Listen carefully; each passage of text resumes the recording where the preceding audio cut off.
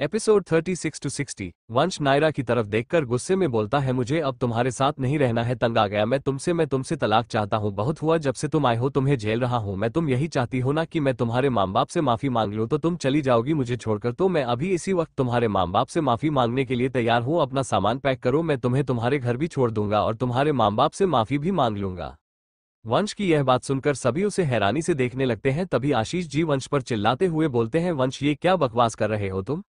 वंश गुस्से में बोलता है, सच बोल रहा हूं मैं, मुझे अब नहीं रहना इसके साथ। आशीष जी गुस्से में, अगर तुम्हें इसके साथ नहीं रहना था तो तुमने इससे शादी क्यों की। पहले तुम ही पीछे पड़े हुए थे कि तुम्हें नायरा से ही शादी करनी है, इतना तमाशा क्या, और अब बोल रहे हो कि तुम तलाक लेना चाहते हो। वंश, हाँ मैं तलाक लेना चाहता हूं, मुझे नहीं रहना अब नायरा के साथ। आशीष जी ठीक है, तुम्हें नहीं रहना ना, तो मैं अभी ही पेपर रेडी करवा देता हूं, आज ही तुम दोनों का तलाक होगा और नायरा की शादी अब मैं अर्जुन से करवाऊंगा। वंश आशीष जी बात सुनकर हैरान भरी नजरों से उनकी तरफ देखते हुए बोलता है, क्या अर्जुन से। आशीष जी हाँ अर्जुन से, क्योंकि वो हर तरह से तुमसे ज्यादा लायक है नायरा के लिए। वो बहुत अच्छा लड़का है और नायरा को पसंद भी करता है। मैंने नायरा को अपनी बेटी माना है, इसलिए अब मैं फैसला ले रहा हूँ कि नायरा की शादी अर्जुन से करवाऊंगा, ताकि नायरा का भविष्य अर्जुन के साथ अच्छा रहे। अच्छा हुआ जो तुमने तलाक लेने का फैसला किया, वैसे भी नायरा तुम्हारे साथ कभी खुश नहीं रह सकती थी, तुम उसके लायक हो ही नहीं। शाम तक पेपर रेडी होकर आ जाएंगे, अब जाओ तुम अपने कमरे में। वंश आशीष जी की बात सुनकर अपने कमरे में चला जाता है। उसे बहुत ज्यादा गुस्सा आ रहा था, सबसे ज्यादा गुस्सा तो खुद पर आ रहा था और उससे भी ज्यादा गुस्सा स्वीटी पर आ रहा था। उसका मन कर रहा था कि वो अभी जाकर स्वीटी की जान ले ले। वो फिर अपना सर पकड़कर बेड पर बैठ जाता है। उसकी आंखों से आंसू गिरने लगते हैं, क्योंकि वह भी अब नायरा से प्यार करने लगा था। पर नायरा की शादी अर्जुन के साथ होने की बात सुनकर उसे अंदर ही अंदर अब दुख महसूस होने लगा था। तभी उसका मोबाइल बजता है। वंश अपने आंसू पोंछकर मोबाइल स्क्रीन की तरफ देखता है तो उसकी आंखें गुस्से में लाल हो जाती है, क्योंकि उसे स्वीटी कॉल कर रही थी। वो कॉल उठाकर गुस्से में चिल्लाते हुए बोलता है, क्या हुआ, तुमने मुझे कॉल क्यों किया और तुम्हारी हिम्मत कैसे हुई मुझे कॉल करने की।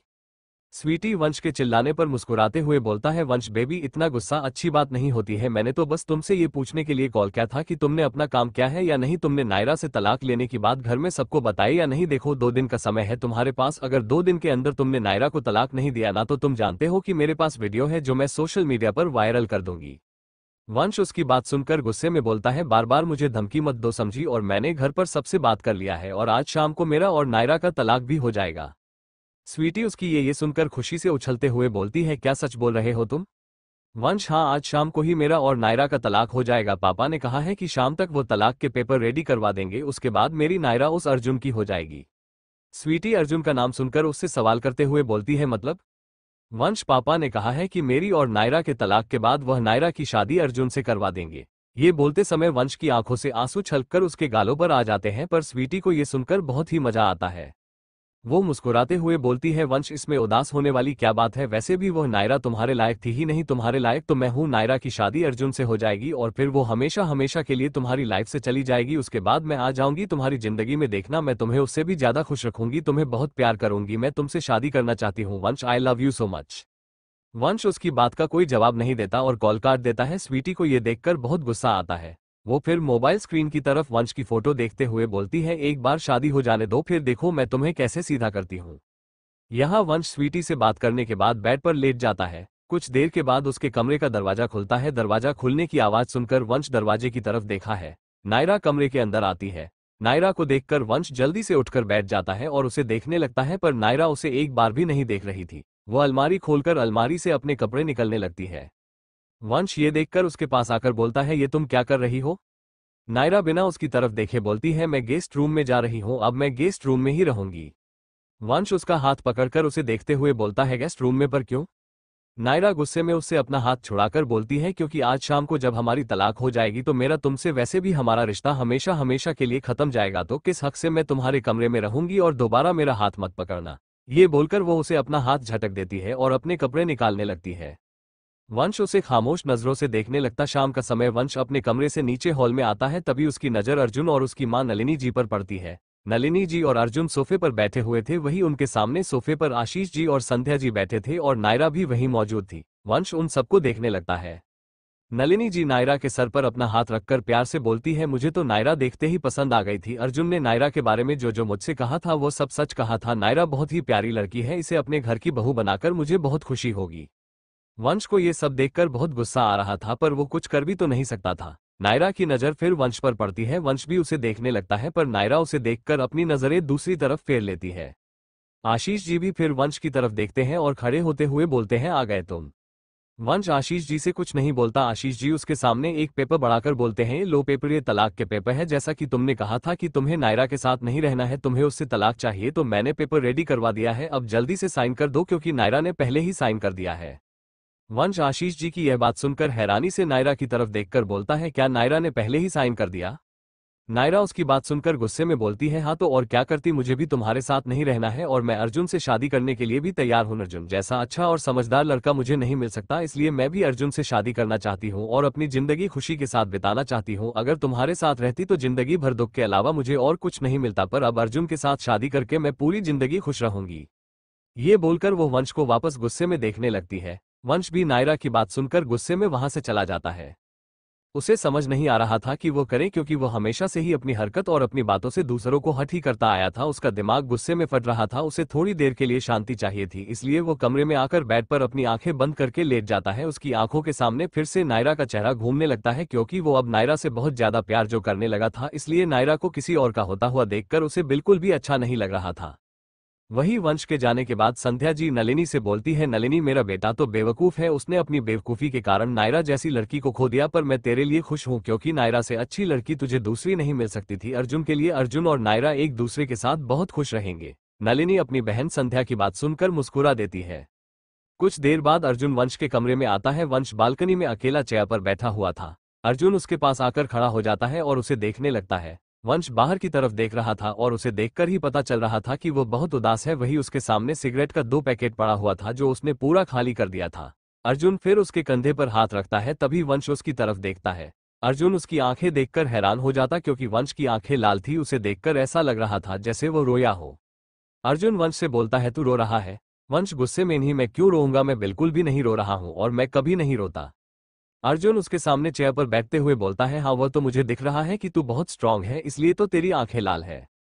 वंश उसकी बात सुनकर अपनी नजरें फेरकर बोलता है, मुझे तुझसे जरूरी बात करनी है। अर्जुन बोल, क्या बात करनी है? वंश देख, तू भले ही नायरा से शादी कर रहा है, पर मेरी एक बात याद रखना कि नायरा बहुत अच्छी लड़की है। अगर तेरी वजह से उसकी आंखों में आंसू की एक बूंद भी आई ना, तो मैं तेरी जान ले लूंगा। अर्जुन वंश को नायरा की फिक्र करते हुए देखकर हैरानी से बोलता है, क्या बात है, तेरे मुंह से ये सब सुनने की उम्मीद नहीं थी मुझे। कहीं तुझे नायरा से प्यार तो नहीं हो गया है ना? वंश, ऐसा कुछ भी नहीं है, बस उसके साथ रहकर मुझे उसकी आदत हो गई है और मैं जान गया हूं कि वो बहुत अच्छी लड़की है। मुझे अब अपने ऊपर भी गुस्सा आता है कि मैंने उसके साथ बहुत बुरा किया है। अर्जुन, तो तू जाकर उससे माफी क्यों नहीं मांग लेता? वंश, नहीं, मैं माफी नहीं मांग सकता, मैं बस उसे खूब देखना चाहता हूं और मैं इस बात से खुश हूं कि उसे तेरे जैसा लड़का मिल रहा है और मैं जानता हूं कि तू उसे बहुत खुश भी रखेगा। अगर वो मेरे साथ रहती तो कभी खुश नहीं रह पाती, इसलिए अब मैं तुम दोनों की शादी करवाऊंगा। अर्जुन उसकी बात सुनकर लंबी सांस लेते हुए बोलता है, वंश मुझे लगता है कि तुझे नायरा से प्यार हो गया है। अगर तुझे उससे प्यार है तो तू उससे अपने दिल की बात बोल दे। वंश उसकी बात सुनकर फीका मुस्कुराते हुए बोलता है, नहीं, अब बहुत देर हो गई है, मेरा और उसका तलाक हो गया है और अब मैं फिर से उसे अपनी जिंदगी में नहीं ला सकता। उसने ही मुझसे कहा था ना कि अगर वह मेरे साथ रहेगी तो दुखी रहेगी, इसलिए मैं उसे खुश देखना चाहता हूं और अब तू मुझे अकेला छोड़ दे और जाए यहां से।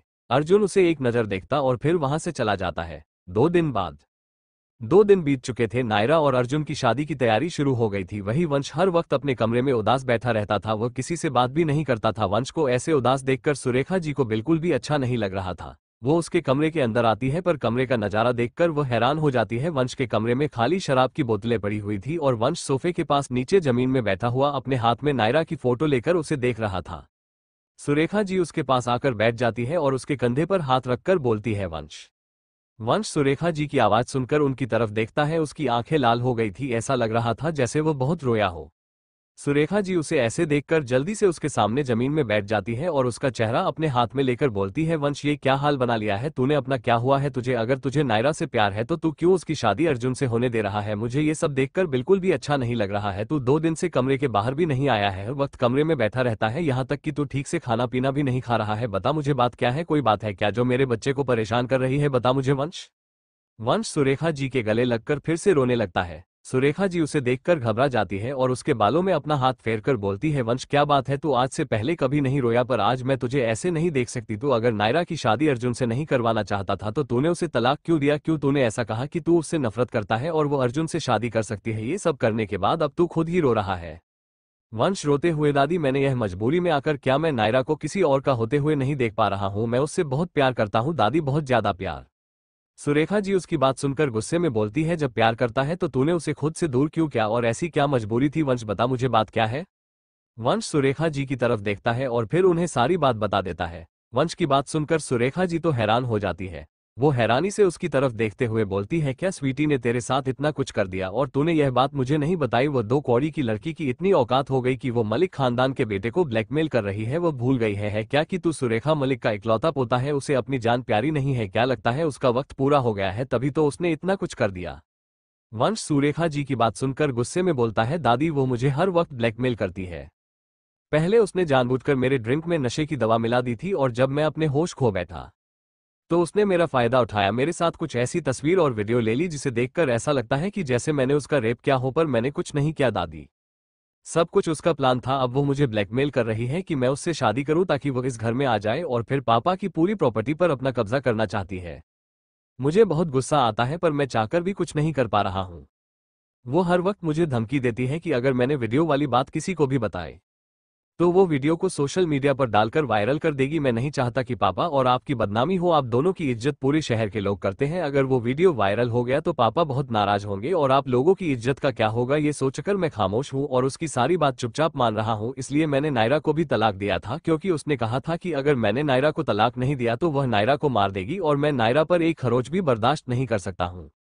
सुरेखा जी वंश की बात सुनकर उसे अपने गले से लगाते हुए गुस्से में बोलती है, वंश बेटा चिंता मत कर, अब देख ये सुरेखा मलिक क्या करती है। वो लड़की अपनी औकात भूल गई है पर मैं अब उसे उसकी औकात याद दिलाऊंगी। फिक्र मत कर, सब कुछ ठीक हो जाएगा। चल कमरे से बाहर चल और अब सारी टेंशन तू मुझ पर छोड़ दे। तेरी दादी तेरे साथ है और खबरदार जो अब तू दोबारा रोया तो चल मुस्कुराकर दिखा मुझे।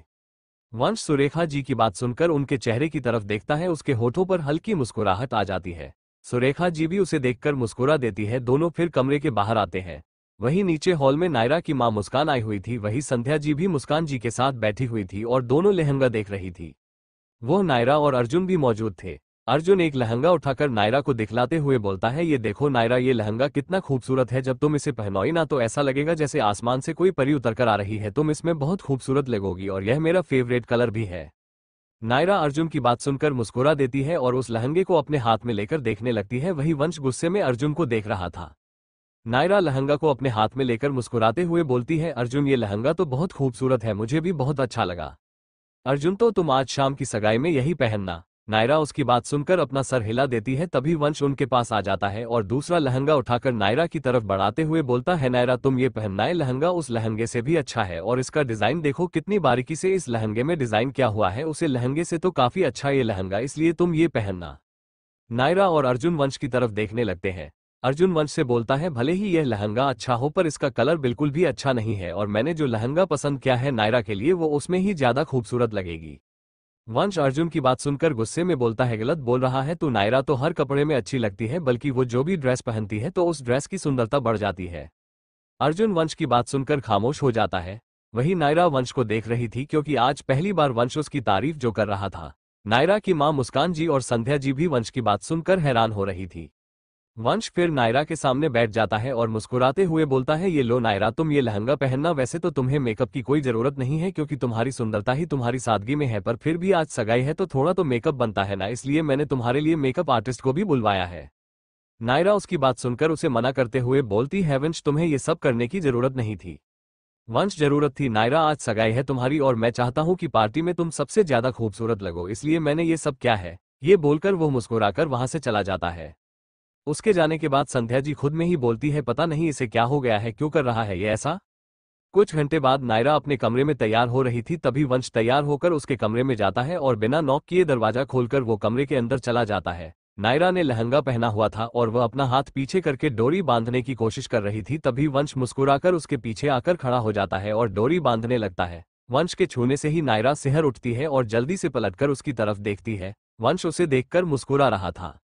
नायरा उसे मुस्कुराता हुआ देखकर गुस्से में उसे धक्का देकर उस पर चिल्लाते हुए बोलती है, ये तुम क्या कर रहे हो और बिना नॉक किए तुम मेरे कमरे में क्यों आए, अभी जाओ यहाँ से। वंश उसकी बात सुनकर उसका दोनों बाजू पकड़ लेता है और फिर उसे दीवार से लगा देता है। नायरा उससे खुद को छुड़वाने लगती है पर वंश उसके दोनों हाथों को कसकर पकड़ लेता है और फिर उसकी आंखों में देखते हुए बोलता है, नहीं जाऊंगा। तुम सिर्फ मेरी हो, मैं तुमसे प्यार करने लगा हूं, बल्कि बहुत प्यार करता हूं तुमसे और तुम्हें किसी और की होते हुए नहीं देख पा रहा हूं। मैंने जो गलती की उन सब के लिए मैं तुमसे माफी मांगता हूं। प्लीज मुझे एक मौका दे दो। मैं वादा करता हूं एक अच्छा इंसान बनकर तुम्हें दिखाऊंगा, एक अच्छा पति बनूंगा, जैसा तुम चाहती हो बिल्कुल वैसा बन जाऊंगा। लेकिन प्लीज उस अर्जुन से सगाई मत करो। मैं चाहता हूं कि तुम मुझसे सगाई करो और शादी भी करो। नायरा उसकी बात सुनकर गुस्से में बोलती है, तुम्हारा क्या दिमाग खराब है? पहले तुम खुद ही चाहते थे कि मैं तुमसे दूर चली जाऊं और अर्जुन से शादी कर लूं, और अब जब मैं अर्जुन से शादी करने जा रही हूं तो तुम चाहते हो कि मैं फिर से तुम्हारी जिंदगी में वापस आ जाऊं। तुमने मुझे समझकर क्या रखा है? मैं तुम्हारी कोई कठपुतली नहीं हूं, जो तुम जो बोलोगे वो मैं करूंगी। मुझे अब तुम्हारी जिंदगी में वापस नहीं आना है। वंश उसकी बात सुनकर अपना सर झुका लेता है और फिर अपने दोनों कान पकड़कर बोलता है, मैं जानता हूं नायरा कि तुम मुझसे बहुत नाराज हो। मैंने बहुत गलत भी तो क्या है तुम्हारे साथ, इसलिए मैं अपनी सारी गलती मानता हूं नायरा, पर मैं तुम्हें खुद से दूर नहीं करना चाहता था, लेकिन मेरी मजबूरी थी जिसके कारण मुझे तुम्हें खुद से दूर करना पड़ा। प्लीज वापस आ जाओ, मेरी जिंदगी में मैं नहीं जी पाऊंगा तुम्हारे बिना। मैं हाथ जोड़कर तुमसे रिक्वेस्ट करता हूं। ने वंश मलिक जो कभी किसी के सामने नहीं झुका वो आज तुम्हारे सामने सर झुकाता है। प्लीज नायरा वापस आ जाओ मेरी जिंदगी में। ये बोलकर वो अपने घुटने पर बैठ जाता है और अपना सर झुका लेता है। नायरा को वंश को ऐसे देखकर बिल्कुल भी अच्छा नहीं लग रहा था। उसकी आंखें भर आती है। वो फिर उसका बाजू पकड़कर उसे खड़ा करती है। वंश भरी नजरों से उसकी तरफ देखने लगता है। नायरा भी आंखों में देखते हुए बोलती है, अगर मुझसे प्यार करते हो तो फिर मुझे खुद से दूर क्यों? क्या क्या मजबूरी थी तुम्हारी, बताओ मुझे। वंश, वह मैं तुम्हें अभी नहीं बता सकता, सगाई में तुम्हें खुद ही पता चल जाएगा, चलता हूँ। ये बोलकर वो अपने होठों से उसके माथे को चूम लेता है और फिर अपना हाथ पीछे करके उसके ब्लाउज की डोरी बांधने लगता है। नायरा इस बार उसका कोई विरोध नहीं करती। वो उसकी आंखों में देख रही थी, वंश भी उसकी आंखों में देख रहा था। वो फिर डोरी बांधने के बाद वहां से चला जाता है। शाम का समय। सगाई की पार्टी के लिए सारे गेस्ट आने लगे थे। आशीष जी मेहमानों से मिल रहे थे। वही वंश भी पार्टी में मौजूद था और बहुत ज्यादा हैंडसम भी लग रहा था। पार्टी में मौजूद सिंगल लड़कियां बार बार उसे देख रही थी, लेकिन वंश ने एक बार भी किसी लड़की की तरफ नजर उठाकर नहीं देखा। वंश जो पहले कभी किसी खूबसूरत लड़की के साथ फ्लर्ट करना नहीं छोड़ता था, पर आज वो किसी भी लकड़ी की तरफ नहीं देख रहा था। आज उसे सिर्फ अपनी नायरा के आने का इंतजार था। उसकी नजर तो सीढ़ियों पर टिकी हुई थी। कुछ देर इंतजार करने के बाद इंतजार की घड़ियां खत्म होती है, क्योंकि नायरा सीढ़ियों से उतरकर नीचे की तरफ आ रही थी। पार्टी में आए गेस्ट नायर को देखने लगते हैं। वही वहां जितनी भी खूबसूरत लड़के वाई थी सभी नायरा के सामने फीकी पड़ रही थी। संध्या जी नायरा के पास आकर मुस्कुराते हुए उसे अपने गले से लगाकर बोलती है, बहुत ही खूबसूरत लग रही हो बेटा, तुम्हें किसी की नजर ना लगे। ये बोलकर वो अपने आंखों से काजल का टीका निकालकर उसके कान के पीछे लगा देती है। नायरा संध्या जी को देखकर मुस्कुरा देती है। अर्जुन फिर नायरा के पास आता है और अपना हाथ बढ़ाकर बोलता है, नायरा चलो स्टेज पर चलते हैं। नायरा उसके हाथ की तरफ देखकर धीरे से अपना सर हिला देती है और फिर उसके हाथ पर अपना हाथ रख देती है। अर्जुन उसे लेकर स्टेज पर चला जाता है। वही वंश को उन दोनों को देखकर बहुत ही जलन महसूस हो रहा था। वो फिर अपना मोबाइल निकालकर किसी को कॉल लगाने लगता है। कुछ देर के बाद पंडित जी संध्या जी से बोलते हैं, सगाई का मुहूर्त हो गया है, अब इन दोनों की सफाई करवा दीजिए। पंडित जी की बात सुनकर संध्या जी आशीष जी की तरफ देखकर बोलती है, पर माँ नहीं है, पता नहीं कहाँ गई है। माँ ने कहा था कि जब तक वह नहीं आ जाती तब तक सगाई ना हो, माँ के बिना सगाई नहीं करवा सकते। आशीष जी संध्या जी की बात सुनकर अपनी मां सुरेखा को कॉल लगाते हैं, पर सुरेखा उनका कॉल नहीं उठा रही थी। आशीष जी फिर अपने हाथ में पहने घड़ी की तरफ देखकर बोलते हैं, 10 मिनट वेट कर लेते हैं, मां आ जाएगी। पंडित जी आशीष जी की बात सुनकर अपना सर हिला देते हैं। 15 मिनट बाद आशीष जी लगातार सुरेखा जी को कॉल कर रहे थे, पर सुरेखा जी उनका कॉल नहीं उठा रही थी। वही पंडित जी फिर से बोलते हैं, देखिए सगाई का मुहूर्त निकल रहा है, 15 मिनट बीत चुका है, अगर मुहूर्त निकल गया तो ये सगाई नहीं हो पाएगी, इसलिए जल्दी से जल्दी है सगाई की रस्म पूरी कीजिए। आशीष जी पंडित जी की बात सुनकर सुरेखा की तरफ देखकर बोलते हैं, एक काम करते हैं सगाई करवा देते हैं, पता नहीं माँ कब तक आएगी, अगर मुहूर्त निकल गया तो सगाई नहीं हो पाएगी। आशीष जी की बात सुनकर वंश बीच में बोलता है, पापा ये आप क्या बोल रहे हैं, दादी के बिना सगाई कैसे करवा सकते हैं, आप एक बार दादी को आ जाने दीजिए, इतनी भी क्या जल्दी है सगाई करवाने की, अगर आपने उनके बिना सगाई करवा दी और दादी इस बीच आ गई तो दादी को कितना बुरा लगेगा, वो क्या सोचेगी कि हम लोग कुछ देर उनका वेट भी नहीं कर पाए, इसलिए कुछ देर और रुक जाइए, दादी आती होगी। मैंने दादी को कॉल किया था, दादी ने कहा कि वो 10 मिनट में आ रही है। आशीष जी ठीक है 10 मिनट और वेट कर लेते हैं, पर अगर 10 मिनट के अंदर मां नहीं आई तो सगाई करवा देंगे, फिर इंतजार नहीं करेंगे। वंश हाँ ठीक है 10 मिनट और वेट कर लीजिए, दादी 10 मिनट में पक्का आ जाएगी। ये बोलकर वो मुस्कुरा देता है। आशीष जी और बाकी सब फिर से सुरेखा जी का वेट करने लगते हैं। 10 मिनट बाद 10 मिनट और बीत जाता है, पर अब तक सुरेखा जी नहीं आई थी। आशीष जी वंश से बोलते हैं, बहुत वेट कर लिया हमने तुम्हारी दादी का, मुझे नहीं लगता कि माँ इतनी जल्दी आएगी, हो सकता है वो बहुत जरूरी काम में फंस गई हो, वह आएगी तो हम बोल देंगे कि सगाई का मुहूर्त निकल रहा था इसलिए सगाई करवानी पड़ी, वह समझेगी बात को। ये बोलकर वो फिर नायरा और अर्जुन की तरफ देखकर आगे बोलते हैं, नायरा अर्जुन तुम दोनों एक दूसरे को अंगूठी पहनाओ। अर्जुन आशीष जी की बात सुनकर अपना सर हिला देता है और नायरा की तरफ देखकर अपना हाथ बढ़ाता है। नायरा भी उसके हाथ पर अपना हाथ रख देती है। अर्जुन फिर मुस्कुराकर नायरा की उंगली में रिंग पहना देता है। अर्जुन के रिंग पहनाते ही पूरा हॉल तालियां को गड़गड़ाहट से गूंज उठता है और उन दोनों के ऊपर फूल गिरने लगते हैं। अर्जुन और नायरा मुस्कुराकर एक दूसरे की तरफ देख रहे थे। वही वंश को तो बहुत गुस्सा आ रहा था अर्जुन को देखकर, और साथ ही साथ नायरा पर भी गुस्सा आ रहा था क्योंकि वो अर्जुन को देखकर इतना मुस्कुरा जो रही थी। वंश गुस्से में बोलता है, यहाँ मैं सगाई पूरा होने नहीं देना चाहता और इसे देखो कैसे मुस्कुरा रही है इस अर्जुन को देखकर। ये बोलकर वो फिर वहां से चला जाता है। आशीष जी फिर नायरा से बोलते हैं, नायरा बेटा अब तुम अंगूठी पहनाओ। नायरा उनकी बात सुनकर अपना सर हिला देती है और फिर अर्जुन का हाथ पकड़कर उसकी उंगली में जैसे ही रिंग डालने को होती है तभी अचानक से हॉल की सारी लाइट ऑफ हो जाती है। ये देखकर आशीष जी गुस्से में बोलते हैं, ये लाइट कैसे चली गई, जाओ और जाकर लाइट चेक करो। आशीष जी की बात सुनकर गार्ड लाइट चेक करने चले जाते हैं। तभी 2 मिनट के बाद ही लाइट आ जाती है। आशीष जी फिर से नायर से बोलते हैं, अंगूठी पहनाओ। नायरा अंगूठी पहनाने के लिए जैसे ही अपना हाथ बढ़ाती है तभी वंश उसका हाथ पकड़ लेता है और अर्जुन की तरफ देखकर बोलता है, अब ये सगाई नहीं होगी। वंश की बात सुनकर सभी उसे हैरानी से देखने लगते हैं। अर्जुन वंश की बात सुनकर उससे गुस्से में बोलता है, ये तू क्या बकवास कर रहा है, क्यों नहीं हो सकती मेरी सगाई नायरा के साथ। वंश, क्योंकि मैं बोल रहा हूं तू नायर से सगाई नहीं कर सकता, क्योंकि नायरा से मैं प्यार करता हूं, समझा। अर्जुन, पर तूने ही तो नायरा को तलाक दिया था और हमारी सगाई के लिए भी तो तैयार हो गया था, तो अब क्यों तमाशा लगाकर रखा है यहां से। वंश उसकी बात सुनकर नायरा का हाथ पकड़ लेता है और नायरा ने जो अंगूठी पकड़ी हुई थी उसे अपने हाथ में लेते हुए बोलता है, मैंने कहा ना ये सगाई नहीं हो सकती, मैं नायरा से प्यार करता हूं और मैंने इसे इसीलिए तलाक दिया था क्योंकि उसके पीछे मेरी मजबूरी थी। आशीष जी वंश की बात सुनकर गुस्से में बोलते हैं, वंश क्या कर रहे हो तुम, क्यों तमाशा कर रहे हो, अंगूठी वापस करो। वंश, नहीं पापा, नायरा को मैं अर्जुन से सगाई करने नहीं दूंगा। आशीष जी उसकी बात सुनकर उस पर चिल्लाते हुए बोलते हैं, अंगूठी वापस करो वरना मुझसे बुरा कोई नहीं होगा। वंश आशीष जी से रिक्वेस्ट करते हुए बोलता है, पापा एक बार मेरी बात सुन लो, उसके बाद आपको जो फैसला करना है मैं बीच में नहीं बोलूंगा, लेकिन प्लीज एक बार मेरी बात सुनिए। आशीष जी, बोलो क्या बोलना चाहते हो। वंश अपना मोबाइल निकालकर किसी को मैसेज करता है। करीब 2 मिनट के बाद 2 बॉडीगार्ड स्वीटी और उसकी मां को लेकर अंदर आते हैं। स्वीटी और उसकी मां की हालत खराब थी, उन्हें देखकर ही पता चलता था कि उन्हें बहुत मारा गया था। वही बॉडीगार्ड के पीछे सुरेखा जी भी आ रही थी। स्वीटी और उसकी मां की ऐसी हालत देखकर सभी हैरान हो रहे थे। वही सुरेखा जी को भी सब हैरानी से देख रहे थे। वंश सुरेखा जी के पास आकर जल्दी से उनके गले लग जाता है और फिर गुस्से में स्वीटी और उसकी मां की तरफ देखता है। स्वीटी वंश को देखकर अपनी नजरें झुका लेती है क्योंकि उसकी हिम्मत नहीं थी अब वंश से नजरें मिलाने की।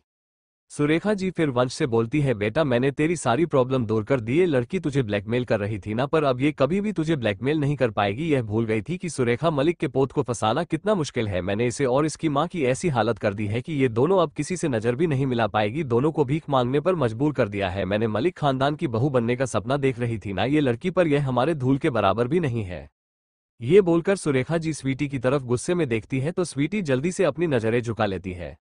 आशीष जी सुरेखा जी की बात सुनकर गुस्से में बोलते हैं, ये सब क्या हो रहा है माँ, और आप इतनी देर से कहाँ थी, मैंने आपको कितने कॉल किए पर आप एक बार भी मेरा कॉल नहीं उठा रही थी, मुझे बताएंगी क्या हो रहा है ये सब।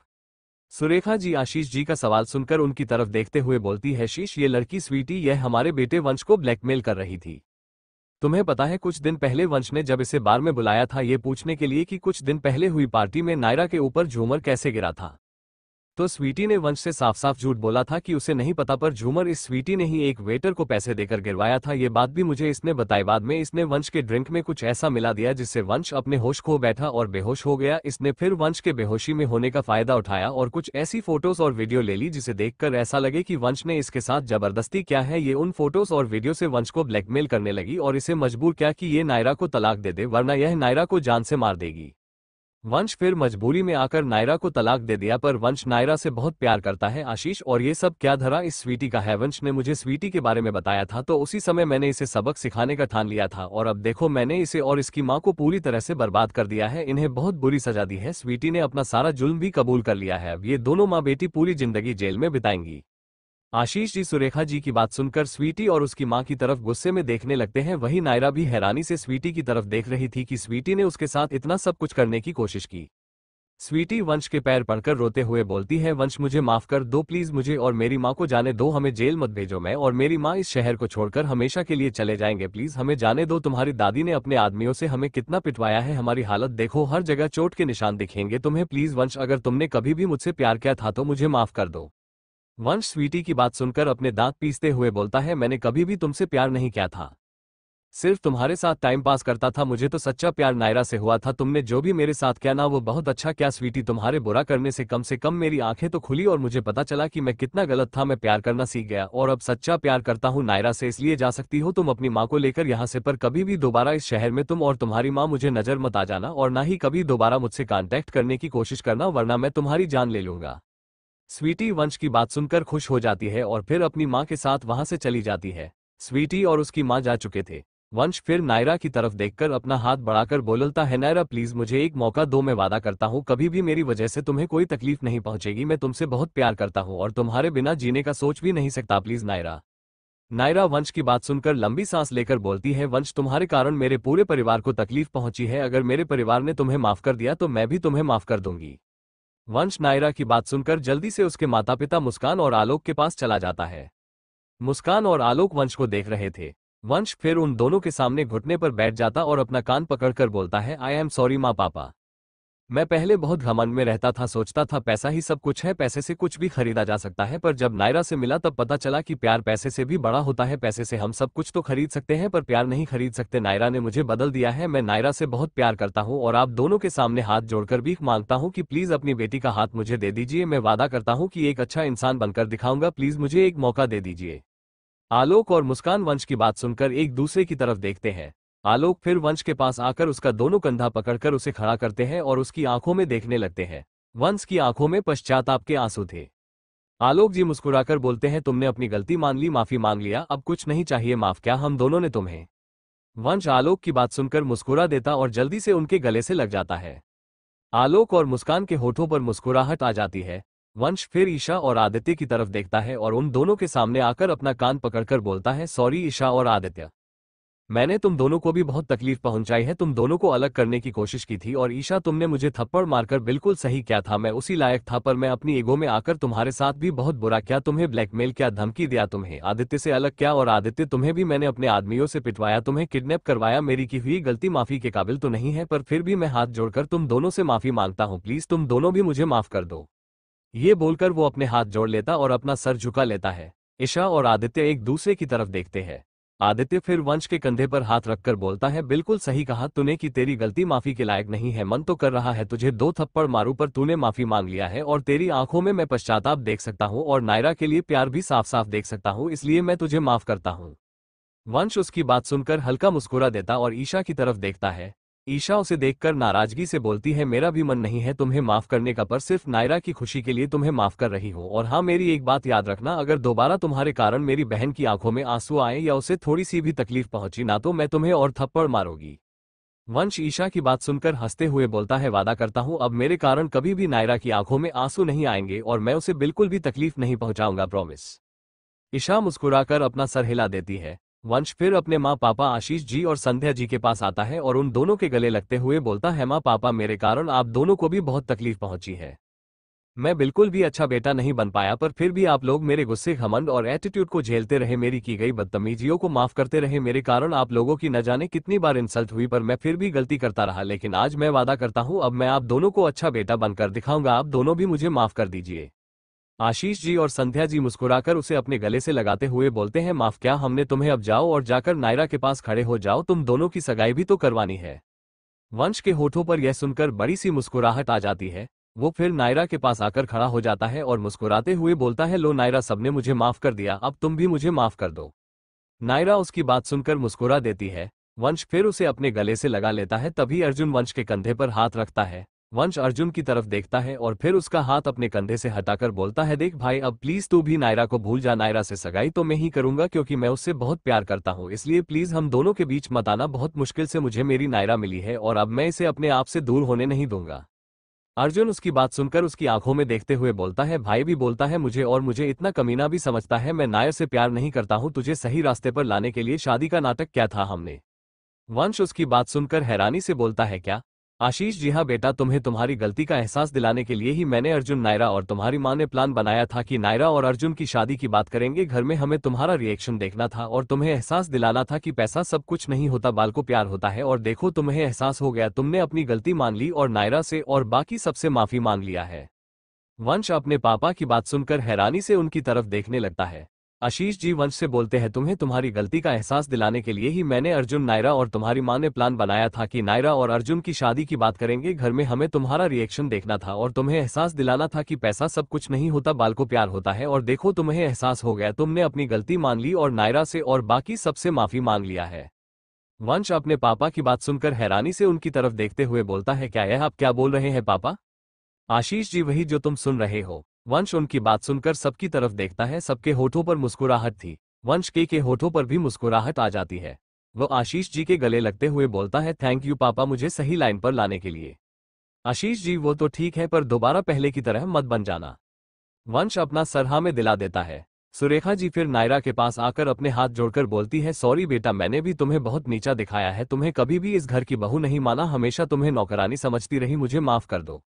नायरा सुरेखा जी का हाथ हटाकर उनके गले लगते हुए बोलती है, नहीं दादी मैं आपसे बिल्कुल भी नाराज नहीं हूँ और आप प्लीज मेरे सामने हाथ मत जोड़िए, अगर कुछ करना है तो मुझे आशीर्वाद दीजिए, मैं बस चाहती हूँ कि सब खुश रहे। सुरेखा जी नायरा की बात सुनकर मुस्कुरा देती है। वहीं पंडित जी जो कब से ये सब देख रहे थे वो आशीष जी से बोलते हैं, सर सगाई का मुहूर्त खत्म होने में सिर्फ 5 मिनट बचा है, सगाई पूरी करनी है या नहीं? पंडित जी की बात सुनकर वंश आशीष जी की तरफ देखकर बोलता है, सगाई करनी है ना पापा, इससे पहले मुहूर्त खत्म हो, जल्दी से मेरी और नायरा की सगाई हो जानी चाहिए। वंश मुस्कुराकर अपना सर हिला देते हैं। वंश फिर रिंग लेकर नायरा की उंगली में रिंग पहना देता है और उसके दोनों गालों पर किस कर लेता है, देखकर नायरा शर्मा जाती है। संध्या जी फिर उसका कान पकड़ते हुए बोलती है, वंश कंट्रोल कर। संध्या जी की बात सुनकर वंश हंस देता है। नायरा फिर वंश की उंगली में रिंग पहनाती है, पूरा हॉल तालियों की गड़गड़ाहट से गूंज उठता है, उन दोनों के ऊपर फूल गिरने लगते हैं। अर्जुन फिर नायरा और वंश को गले लगाते हुए बोलता है, हमेशा खुश रहो तुम दोनों और साथ रहो, और वंश अब कभी भी नायरा के साथ कोई बदतमीजी मत करना, इसका ध्यान रखना, बहुत अच्छी है ये। वंश अर्जुन की बात सुनकर मुस्कुराते हुए बोलता है, हाँ मैं ध्यान रखूंगा, वादा करता हूँ, अब मेरी वजह से कभी भी नायरा की आंखों में आंसू नहीं आएगा। वंश की बात सुनकर नायरा के पेरेंट्स और बाकी सब मुस्कुराने लगते हैं। कुछ देर के बाद अर्जुन डांस फ्लो पर जाता है।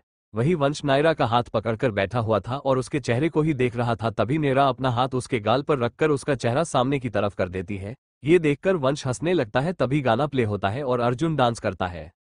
ओ जाने जाना ढूंढे तुझे दीवाना, सपनों में रोज आए आ जिंदगी में आना सनम, मेरा ख्वाब मेरे ख्यालों की रानी, किसी दिन बनेगी हमारी कहानी।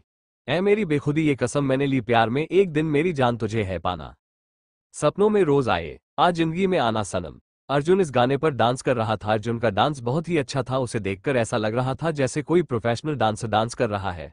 वही पार्टी में मौजूद सिंगल लड़के वाई तो अर्जुन पर फिदा होने लगी थी।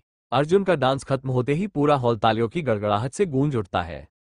वंश फिर नायरा का पकड़कर उसे डांस फ्लो पर ले जाता और म्यूजिक प्ले होता है। मेरे हाथ में तेरा हाथ हो, सारी जन्नतें मेरे साथ हो, तू जो पास हो फिर क्या ये जहां, तेरे प्यार में हो जाऊं फना, तेरे दिल में मेरी सांसों को पनाह मिल जाए, तेरे इश्क में मेरी जान फना हो जाए। वंश मुस्कुराकर अपना एक हाथ नायरा के कमर में रखता है और दूसरा हाथ उसका पकड़ता है। नायरा भी उसके कंधे पर अपना एक हाथ रखकर उसकी आंखों में देखकर मुस्कुराती है। वंश फिर उसे घुमाकर पीछे की तरफ पलटता है और अपना दोनों हाथ उसके पेट में रखकर उसे पीछे से ही उठाकर गोल घुमाता है। उसके बाद वो उसे नीचे उतारकर उसे सामने की तरफ पलटकर अपना दोनों हाथ उसके कमर के पीछे रखकर मुस्कुराकर उसकी आंखों में देखकर डांस करता है। नायरा भी मुस्कुराकर उसकी आंखों में देखकर डांस कर रही थी। म्यूजिक जैसे ही खत्म होता है तो वंश नायरा के गले से लगकर उसे कसकर अपनी बाहों में भर लेता है। पूरा हॉल ताली के गड़गड़ाहट से गूंज उठता है। उन दोनों का डांस कमाल का था। कुछ देर के बाद नायरा वंश से बोलती है, वंश मुझे छोड़ो। वंश उसकी बात सुनकर उसे और कसकर अपनी बाहों में भरते हुए ही बोलता है, नहीं। नायरा अपनी आंखें खोलकर चारों तरफ देख रही थी। सभी उन दोनों को ही देखकर मुस्कुरा रहे थे। नायरा को बहुत ही शर्म आ रहा था। वो फिर से वंश को बोलती है, वंश प्लीज छोड़ो, सब हमें ही देख रहे हैं। वंश तो देखने दो, तुम्हें किसने कहा है कि तुम सबको देखो, और मुझे किसी से कोई फर्क नहीं पड़ता, मैं सबके सामने भी तुम्हारे साथ रोमांस कर सकता हूँ। नायरा वंश की बेशर्मी भरी बातें सुनकर उसे खुद से दूर धक्का देती है और फिर उसकी तरफ देखकर बोलती है, तुम बहुत बेशर्म हो। वंश उसकी बात सुनकर उसके कमर पर हाथ डालकर वापस उसे अपने करीब खींचकर बोलता है, तुम्हारे प्यार में बेशर्म होना भी अच्छा लगता है मुझे। नायरा ये सुनकर मुस्कुरा देती है। वंश फिर उसके कंधे पर हाथ रखकर उसे डांस फ्लो के नीचे ले जाता है। रात का समय, पार्टी खत्म हो चुकी थी और सभी मेहमान भी जा चुके थे। नायरा अपने कमरे में मौजूद थी। कुछ देर के बाद वंश नायरा के कमरे में आता है पर उसे कमरे में नायरा कहीं नहीं दिखती। उसकी नज़र फिर बालकनी पर जाती है तो वंश बालकनी की तरफ बढ़ जाता है। नायरा बालकनी में खड़ी थी और आसमान की तरफ देख रही थी। आज आसमान तारों से भरा हुआ था और वहीं तारों के बीच खूबसूरत सा चांद निकला हुआ था। वंश नायरा के पीछे आकर खड़ा हो जाता है और फिर पीछे से उसे अपनी बाहों में भरते हुए उस आसमान की चांद की तरफ देखकर बोलता है, मेरा चांद तुझसे भी ज्यादा खूबसूरत है, तुझमें तो दाग है पर मेरे चांद पर कोई दाग नहीं है। नायरा वंश की बात सुनकर मुस्कुरा देती है। वंश फिर अपने होंठ उसके गाल पर रखकर उसके गालों को चूम लेता है। नायरा मुस्कुराकर उसकी तरफ देखती है तो वंश उसका चेहरा अपने हाथ में थामकर अपने होंठ उसके होठों के करीब लाने लगता है। तभी नायरा उसके होठों पर अपना हाथ रख देती है। वंश ये देखकर रुक जाता है और उसकी आंखों में देखने लगता है। नायरा वंश से बोलती है, तुम यहाँ क्या कर रहे हो? देखो, जब तक शादी नहीं हो जाती तब तक तुम मेरे करीब नहीं आ सकते।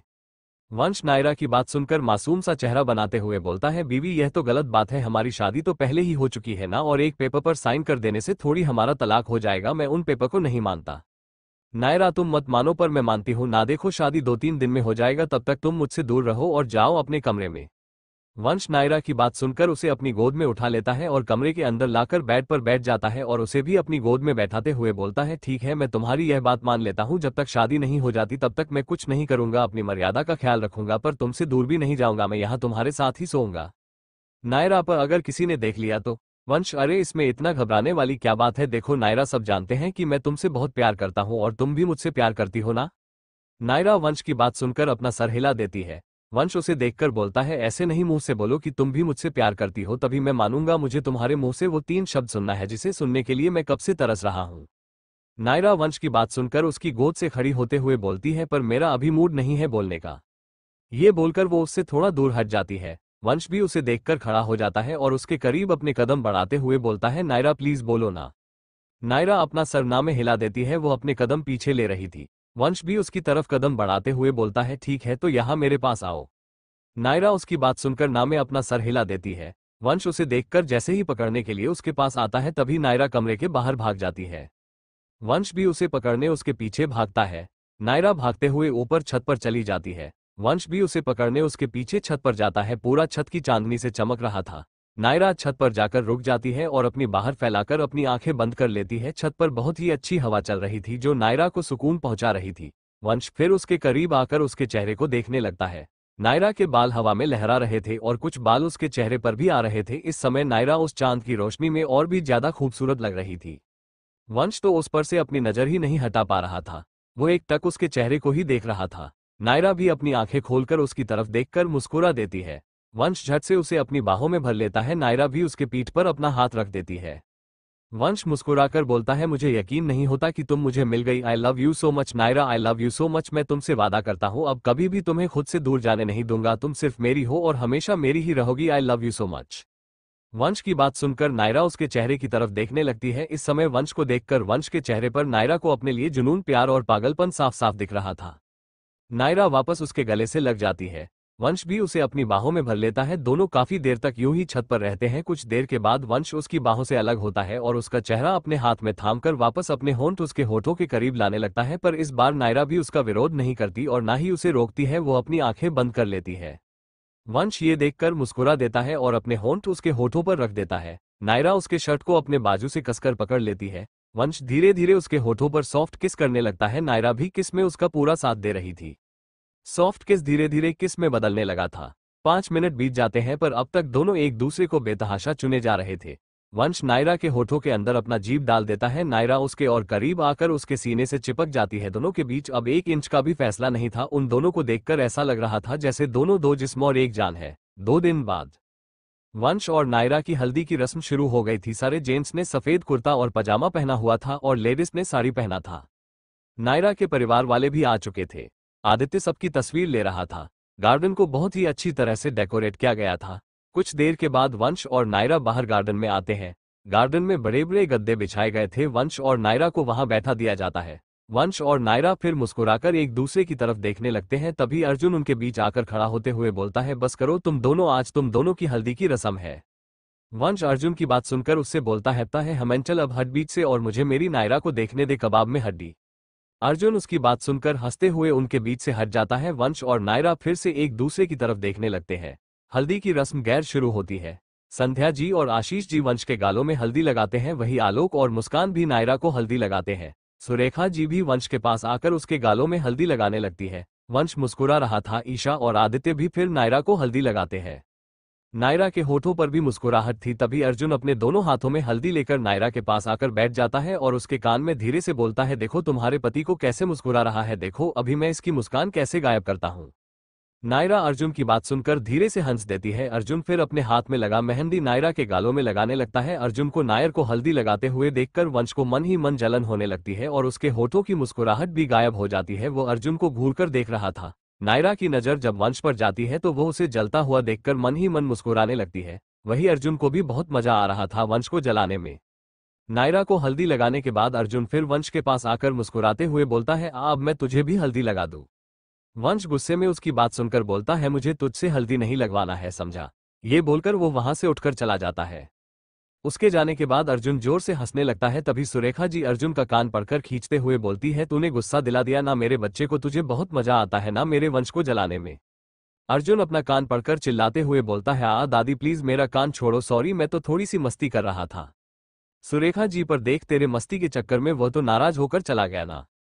सुरेखा जी की बात सुनकर नायरा मुस्कुराते हुए खड़ी होकर बोलती है, दादी आप चिंता मत कीजिए, मैं अभी वंश को लेकर आती हूँ। ये बोलकर वह भी चली जाती है। नायरा वंश के कमरे में आती है पर वंश उसे कमरे में नहीं दिखता। नायरा उसे आवाज लगाती है। तभी वंश पीछे से उसके पीठ पर किस कर देता है, जिससे नायरा के पूरे बदन में सिरहन सी दौड़ पड़ती है और वह जल्दी से पलटकर उसकी तरफ देखती है। वंश के होठों पर मुस्कुराहट थी। वह अपना हाथ आगे कर देता है। नायरा उसके हाथ की तरफ देखती है। वंश के हाथ में हल्दी की खाल थी। वो मुस्कुराते हुए उससे बोलता है, मैं तो यहाँ हूँ जान, और देखो मैं हल्दी लाया हूँ, अब मैं तुम्हें हल्दी लगाऊंगा अपने प्यार की हल्दी। मुझे बिल्कुल भी नहीं अच्छा लग रहा था जब वो अर्जुन तुम्हें हल्दी लग रहा था, तो मुझे बहुत जलन हो रहा था उससे, पर अब मैं तुम्हें हल्दी लगाऊंगा। नायरा उसकी बात सुनकर अपने कदम पीछे लेते हुए बोलती है, पर मैं तुम्हें बुलाने के लिए आई हूँ। वंश उसकी तरफ अपने कदम बढ़ाते हुए बोलता है, पहले हम दोनों एक दूसरे को हल्दी लगा लेते हैं, उसके बाद यहाँ से जाएंगे, पर जब तक मैं तुम्हें हल्दी नहीं लगा देता तब तक मैं तुम्हें जान नहीं दूंगा और ना ही मैं यहाँ से जाऊंगा। नायरा उसकी बात सुनकर दीवार से लगकर रुक जाती है। वंश उसके बेहद करीब आकर खड़ा हो जाता है और फिर मुस्कुराते हुए बोलता है, कोई फायदा नहीं है मुझसे दूर जाने का जान, क्योंकि तुम अगर मुझसे दूर जाने की कोशिश भी करोगी ना तब भी मुझसे दूर नहीं जा पाओगी, हमेशा मुझे खुद के करीब ही पाओगी, इसलिए कोशिश मत करना मुझसे दूर जाने की। नायरा उसकी बात सुनकर उसके गले में अपनी बाहें डाल देती है और उसकी आंखों में देखकर प्यार से बोलती है, मैं तुमसे दूर जाना भी नहीं चाहती हूँ। वंश उसकी बात सुनकर मुस्कुरा देता है। वो फिर हल्दी लेकर अपने हाथों में लगाने लगता है। नायरा उसे देखकर मुस्कुरा रही थी। वंश फिर उसका हाथ पकड़कर उसे अपने करीब खींच लेता है और उसे पीछे की तरफ पलट देता है। नायरा की पीठ वंश के सीने से आकर लग जाती है। वंश फिर पीछे से उसे अपनी बाहों में भर लेता है और उसका बाल एक तरफ से आगे करके उसके गर्दन में हल्दी लगाने लगता है। नायरा अपनी आंखें बंद कर लेती है। वंश फिर अपना एक हाथ नायरा के खुले पेट पर रखकर उसके पेट में भी हल्दी लगाने लगता है। नायरा के पूरे शरीर में सिरहन सी दौड़ पड़ती है। वो अपनी आंखें खोलकर मुस्कुराने लगती है। वंश फिर उसे अपनी तरफ पलटता है और हल्दी जैसे ही उसके गालों में लगाने के लिए अपना हाथ बढ़ाता है, तभी नायरा हाथ पकड़कर रोक देती है। वंश उसे देखने लगता है। नायरा उसकी आंखों में देखकर प्यार से बोलती है, तुमने मुझे बहुत हल्दी लगा लिया, अब मेरी बारी है। वंश उसकी बात सुनकर मुस्कुरा देता है और अपना हाथ पीछे कर लेता है। नायरा फिर थाल से हल्दी लेकर अपने गालों में लगाती है। वंश उसे ही देख रहा था। नायरा फिर अपना गाल उसके गाल से लगाकर उसके गालों में हल्दी लगाने लगती है। वंश मुस्कुराकर उसे अपनी बाहों में भर लेता है। अगली शाम मेंशन के हॉल में संगीत का फंक्शन चल रहा था। संध्या जी और सुरेखा जी डांस कर रही थी। वहीं उनके सामने नायरा बैठी हुई थी और उन्हें देखकर मुस्कुरा रही थी। नायरा के हाथों में मेहंदी लगाई जा रही थी। उसने ग्रीन कलर का लहंगा पहना हुआ था और इस समय वो बहुत ही ज्यादा खूबसूरत लग रही थी। कुछ देर के बाद वंश हरा कलर का कुर्ता और पजामा पहनकर नायरा के पास आता है। वो बहुत ही ज्यादा हैंडसम लग रहा था। वह नायरा के बगल में आकर बैठ जाता और उसके हाथ में लगे मेहंदी को देखने लगता है। नायरा मुस्कुराकर वंश की तरफ देखती है तो वंश उसके गालों को अपने होठों से चूम लेता है, जिससे नायरा उसे आंखें दिखाती है। वंश फिर मेहंदी लगाने वाली को बोलता है, अच्छे से मेरा नाम लिखना। जो लड़की मेहंदी लगा रही थी वो वंश की बात सुनकर अपना सर हिला देती है और नायरा के हाथों के बीच में वंश का नाम लिखने लगती है। वंश अपने नाम को देखकर फिर से मुस्कुरा देता है और नायरा के कंधे पर अपना हाथ रख देता है। कुछ ही देर में नायरा के हाथों में मेहंदी लग जाती है। वो अपने मेहंदी भरे हाथों को देखकर मुस्कुराने लगती है। वंश के होठों पर भी मुस्कुराहट थी। नायरा फिर वंश से बोलती है, मेरे लिए जूस लेकर आओ ना, मुझे प्यास लगी है। वंश उसकी बात सुनकर जूस लेने चला जाता है। तभी उसकी नजर अर्जुन पर पड़ती है। अर्जुन एक लड़की से मुस्कुराकर बातें कर रहा था। कुछ देर के बाद वो लड़की वहां से चली जाती है। उस लड़की के जाने के बाद वंश अर्जुन के पास आकर बोलता है, कौन थी वो लड़की? अर्जुन वंश के अचानक बोलने से घबरा जाता है और उसकी तरफ देखते हुए बोलता है, ऐसे पीछे से कौन बोलता है, मैं डर गया था। वंश तू तो एक नंबर पर डरपोक है ही, अब बता कौन थी वह? अर्जुन कोई नहीं थी, वो मैं जूस पी रहा था तो गलती से वो मुझसे टकरा गई और उसके ड्रेस पर जूस गिर गया, इसलिए मैं उससे सॉरी बोल रहा था, बस और कुछ नहीं। वंश अच्छा, पर तू तो उससे बहुत मुस्कुराकर बात कर रहा था। अर्जुन हाँ, वो मेरा नंबर मांग रही थी, मुझसे दोस्ती करना चाहती थी। वंश तो तूने क्या कहा? अर्जुन मैंने मना कर दिया। वंश उसकी बात सुनकर उसे आंखें दिखाकर बोलता है, पागल है क्या, कितनी खूबसूरत लड़की थी तो फिर मना क्यों? क्या मैं अगर तेरी जगह होता तो नंबर जरूर देता और दोस्ती भी करता। अर्जुन वंश की बात सुनकर उसके पीछे खड़ी नायरा को देखता है। नायरा वंश की बात सुनकर गुस्से में उसे घूर रही थी, तभी अर्जुन के होठों पर उसे देखकर हल्की मुस्कुराहट आ जाती है और उसके दिमाग में शरारत सूझता है। वो फिर वंश से बोलता है, क्या सच में वो लड़की बहुत खूबसूरत थी? वंश हाँ, खूबसूरत तो थी, मैंने देखा था उसे। अर्जुन उसकी यह बात सुनकर उसके पीछे खड़ी नायरा को बोलता है, देख रही हो नायरा, कल तुम दोनों की शादी है और तुम्हारा होने वाला पति किसी दूसरी लड़की की खूबसूरती की तारीफ कर रहा है, देख लो अपने पति को, अभी भी वक्त है, तुम चाहो तो शादी से मना कर सकती हो। वंश अर्जुन की बात सुनकर घबरा जाता है और जल्दी से पीछे की तरफ पलटकर देखता है। नायरा अपने दोनों हाथ बांधे उसे बहुत ही बुरी तरह गुस्से में देख रही थी। वो फिर बिना कुछ बोले वहां से चली जाती है। नायरा के जाने के बाद अर्जुन हंसने लगता है, तभी वंश उसे मारते हुए बोलता है, साले तुझे मैं बाद में देखूंगा, तूने मुझे बताया क्यों नहीं कि नायरा मेरे पीछे खड़ी है? अर्जुन मैं क्यों बताऊं, तू ही तो दूसरी लड़की की तारीफ कर रहा था, तेरे खुद की पत्नी इतनी खूबसूरत है और तू दूसरी लड़कियों को देख रहा था। वंश साले मैं तेरे लिए बोल रहा था, तेरे कारण नायरा मुझसे गुस्सा हो गई, मैं तुझे छोड़ूंगा नहीं। अर्जुन उसकी बात सुनकर हंसते हुए बोलता है, मुझे बाद में देख लेना, पहले जा और नायरा को मना। वंश उसकी बात सुनकर उसे गुस्से में घूरकर देखता और फिर नायरा के पीछे चला जाता है। नायरा अपने कमरे में चली गई थी, वो कमरे की बालकनी में जाकर खड़ी हो जाती है। वंश भी कमरे में आता है और उसके पीछे आकर खड़ा हो जाता है। नायरा आसमान में देख रही थी, आज आसमान में पूरा चांद निकला हुआ था। वंश पीछे से आकर उससे चिपक जाता है और उसके कान के पास अपने होठ रखकर धीरे से बोलता है, तुम्हारा चांद तो तुम्हारे पास खड़ा है, जान तो तुम उसे चांद को क्यों देख रही हो? नायरा उसकी बात सुनकर बिना उसकी तरफ देख गुस्से में बोलती है, जाओ यहां से, मुझे तुमसे बात नहीं करनी है। वंश उसकी बात सुनकर पीछे से अपनी बाहों में भरते हुए बोलता है, सॉरी जान, पहले मेरी बात सुनो, उसके बाद जितना गुस्सा करना कर लेना। नायरा मुझे तुमसे कोई बात नहीं करना है, छोड़ो मुझे, मेरे हाथ में मेहंदी लगी है इसलिए मैं तुम्हारा हाथ नहीं हटा सकती और मैं नहीं चाहती कि मेरी मेहंदी खराब हो, तो प्लीज तुम जाओ यहां से और जाकर दूसरी लड़कियों को ही देखो। वंश उसकी बात सुनकर उसे अपनी तरफ पलट देता है और उसका चेहरा अपने हाथ में थामकर बोलता है, जान मैं दूसरी लड़कियों को नहीं देख रहा था, मेरी पत्नी ही इतनी खूबसूरत है तो मैं किसी और को क्यों देखूं? मैं तो अर्जुन के लिए बोल रहा था, तुम्हें पता मैं जब तुम्हारे लिए पानी लेने गया था तो अर्जुन एक लड़की से बात कर रहा था, इसलिए मैंने जानबूझकर उससे कहा कि उसे उस लड़की से दोस्ती कर लेना चाहिए था, पर उसी समय तुम आ गई और तुमने गलत समझ लिया, मैं सच बोल रहा हूँ, प्लीज मेरा यकीन करो, मैं सिर्फ तुमसे प्यार करता हूँ। नायरा देखो मेरी आंखों में, क्या तुम्हें मेरी आंखों में प्यार नजर नहीं आता है अपने लिए? नायरा उसकी बात सुनकर उसकी आंखों में देखती है, उसे आज वंश की आंखों में अपने लिए बेशुमार प्यार नजर आ रहा था। नायरा फिर बिना कुछ बोले उसके गले से लग जाती है। वंश भी मुस्कुराकर उसे अपनी बाहों में भर लेता है। अगली सुबह आज वंश और नायरा की शादी थी। आखिरकार वो दिन आ ही गया था जिसका दोनों बेसब्री से इंतजार कर रहे थे। वंश के होठों से तो मुस्कुराहट जाने का नाम ही नहीं ले रहा था। वो अपने कमरे में शेरवानी पहन रहा था, तभी अर्जुन कमरे के अंदर आता है और वंश को देखकर उसके कंधे पर हाथ रखकर बोलता है, क्या बात है दूल्हे राजा, आज तो तुम बहुत जच रहे हो, देखना शादी में जितनी भी लड़की आएंगी ना, कोई भी तुम पर से अपनी नजर ही नहीं हटा पाएंगी। वंश अर्जुन की बात सुनकर उसे घूरकर देखता है और फिर उसका हाथ अपने कंधे से हटाकर बोलता है, अपनी बकवास बंद कर, कल तूने मुझे लगभग फंसा ही दिया था, तेरे कारण मेरी नायरा मुझसे गुस्सा हो गई थी, कितनी मुश्किल से मैंने उसे मनाया और तू मजे ले रहा था। मुझे किसी दूसरी लड़की में कोई इंटरेस्ट नहीं है, मैं सिर्फ नायर से प्यार करता हूँ और उसके अलावा अब किसी दूसरी लड़की को देखना भी मेरे लिए पाप के समान है।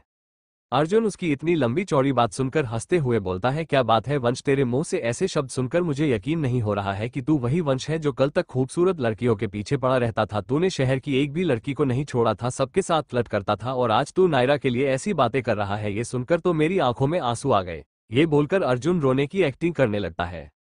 तभी वंश उसकी बात सुनकर उसे धक्का देकर गुस्से में बोलता है, सही कहा तूने, कल तक मैं बिल्कुल पागल था, घमंड में रहता था, किसी के बारे में नहीं सोचता था लड़के वाई मौज मस्ती की चीज होती है, वह सिर्फ टाइम पास करने के लिए होती है, उन्हें इस्तेमाल करके फेंक देना चाहिए। पर जब नायरा मेरी जिंदगी में आई तो उसने मुझे पूरी तरह से सुधार दिया। उसने बताया कि लड़के वाई इस्तेमाल करने की चीज नहीं होती है, उनके अंदर भी फीलिंग होती है, उन्हें प्यार और सम्मान देना चाहिए, ना कि उन्हें इस्तेमाल करके छोड़ देना चाहिए। नायरा से मिलने के बाद मैं प्यार करना सीख गया। नायरा ने मुझे पूरी तरह से बदल कर रख दिया है और अब मैं सबकी इज्जत करता हूँ, सबका सम्मान करता हूँ और नायरा से बहुत ज्यादा प्यार करता हूँ। अर्जुन उसकी बात सुनकर मुस्कुरा देता है। कुछ देर के बाद बाहर बैंड बाजे की आवाज आती है। वंश और अर्जुन फिर बाहर आते हैं। बाहर घोड़ी तैयार थी। आशीष जी वंश से बोलते हैं, चलो बरखुरदार घोड़ी पर बैठ जाओ। वंश अपने पापा की बात सुनकर मुस्कुरा देता है और घोड़ी पर बैठ जाता है। वही अर्जुनिशा, आदित्य और बाकी सब डांस करने लगते हैं। वंश सबको देखकर मुस्कुरा रहा था, तभी उसकी नजर नायरा के कमरे की बालकनी पर जाती है। नायरा बालकनी में खड़ी थी और उसे देखकर मुस्कुरा रही थी। नायरा को देखकर तो वंश अपने दिल पर हाथ रख लेता है।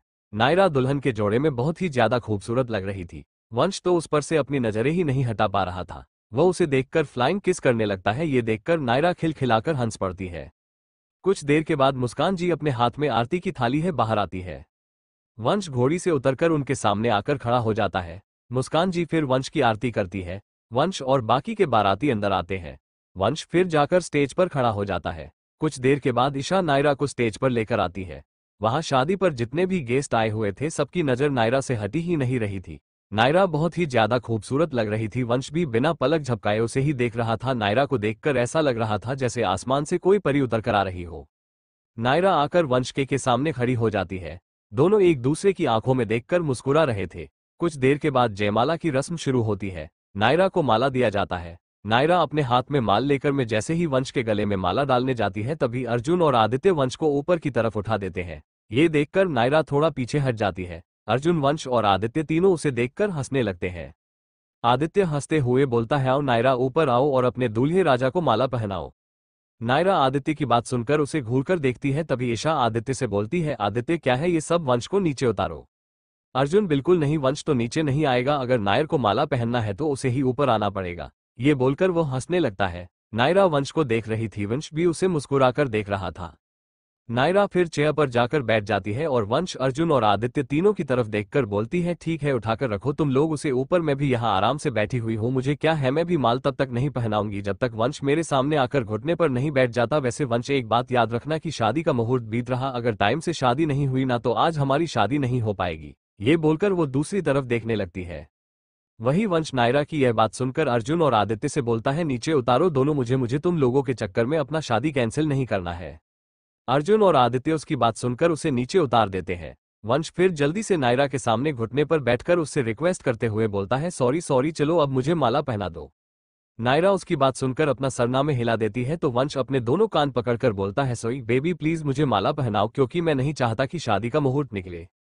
नायरा उसे रिक्वेस्ट करता हुआ देखकर उसकी तरफ देखती और फिर उसके गले में माला डाल देती है। ये देखकर सब हंसने लगते हैं। नायरा और वंश जयमाला की रस्म के बाद मंडप पर जाकर बैठ जाते हैं।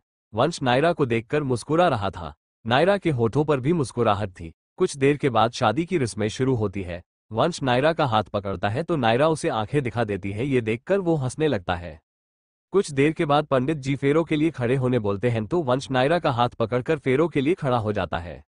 आशीष जी पंडित जी की तरफ देखकर बोलते हैं, पंडित जी मैं चाहता हूं आप शादी में सातों फेरों का मतलब हिंदी में बताएं ताकि मेरे इस नालायक बेटे को शादी का मतलब अच्छे से पता चले और वो दोबारा मेरी बहू से अलग होने के बारे में ना सोचे। आशीष जी की बात सुनकर सब मुस्कुरा देते हैं। पंडित जी फिर शादी के वचनों को हिंदी में बतलाने लगते हैं ताकि वहां मौजूद सभी लोगों को सातों वचन अच्छे से समझ आए। और वचन कुछ इस प्रकार से थे। और वो 7 वचन कुछ इस प्रकार से थे। पहला वचन वधू वर से बोलती है, यदि आप शादी के बाद कोई व्रत उपवास और किसी धार्मिक स्थान पर जाए तो आप मुझे भी अपने साथ लेकर जाएं। अगर आप मेरे बातों से सहमत हैं तो मैं आपके साथ जीवन यापन करने के लिए तैयार हूं। दूसरा वचन, आप जैसे अपने माता पिता का सम्मान करते हैं ठीक वैसे ही आप मेरे माता पिता का भी सम्मान करेंगे, परिवार की मर्यादा का पालन करेंगे। अगर आप इस बात को स्वीकार करते हैं तो मुझे आपके वामांग में आना स्वीकार है। तीसरा वचन, तीसरे वचन में कन्या अपने वर से कहती है कि आप मुझे वचन दीजिए कि जीवन की तीनों अवस्थाओं में मेरे साथ खड़े रहेंगे, मेरे बातों का पालन करते रहेंगे तो ही मैं आपके वामांग में आने को तैयार हूं।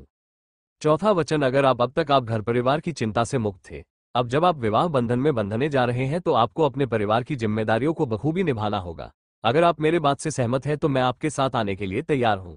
इस वचन से यह मालूम होता है कि पुत्र का विवाह तब करे जब वह अपने पैरों पर खड़ा हो, अपने परिवार का खर्चा चलाने लगे। पांचवा वचन, इस वचन में कन्या अपने वर से कहती है कि अगर आप घर परिवार के लेन देन में मेरी भी राय हो तो मैं आपके वामांग में आना स्वीकार करती हूं। छठवां वचन, कन्या कहती है, यदि मैं अपनी सखियों के साथ बैठकर कुछ समय बीता रही हूं तो उस समय आप किसी प्रकार का अपमान नहीं करेंगे, साथ ही आपको जुआ के लत से खुद को दूर रखना होगा। अगर आप हमारी बातों को मानते हैं तो मैं आपके वामांग में आने को तैयार हूं। सातवां वचन, अंतिम वचन में कन्या कहती है कि आप पराई औरतों को माता और बहन के समान समझेंगे तथा पति पत्नी के प्रेम के बीच में तीसरे किसी भी व्यक्ति को जगह नहीं देंगे। इसी के साथ वंश और नायरा के साथ फेरे पूरे होते हैं। दोनों फिर से बैठ जाते हैं। वंश फिर नायरा की मांग भरता है और उसके गले में मंगलसूत्र पहनाता है। नायरा अब पूरी तरह से वंश की हो चुकी थी।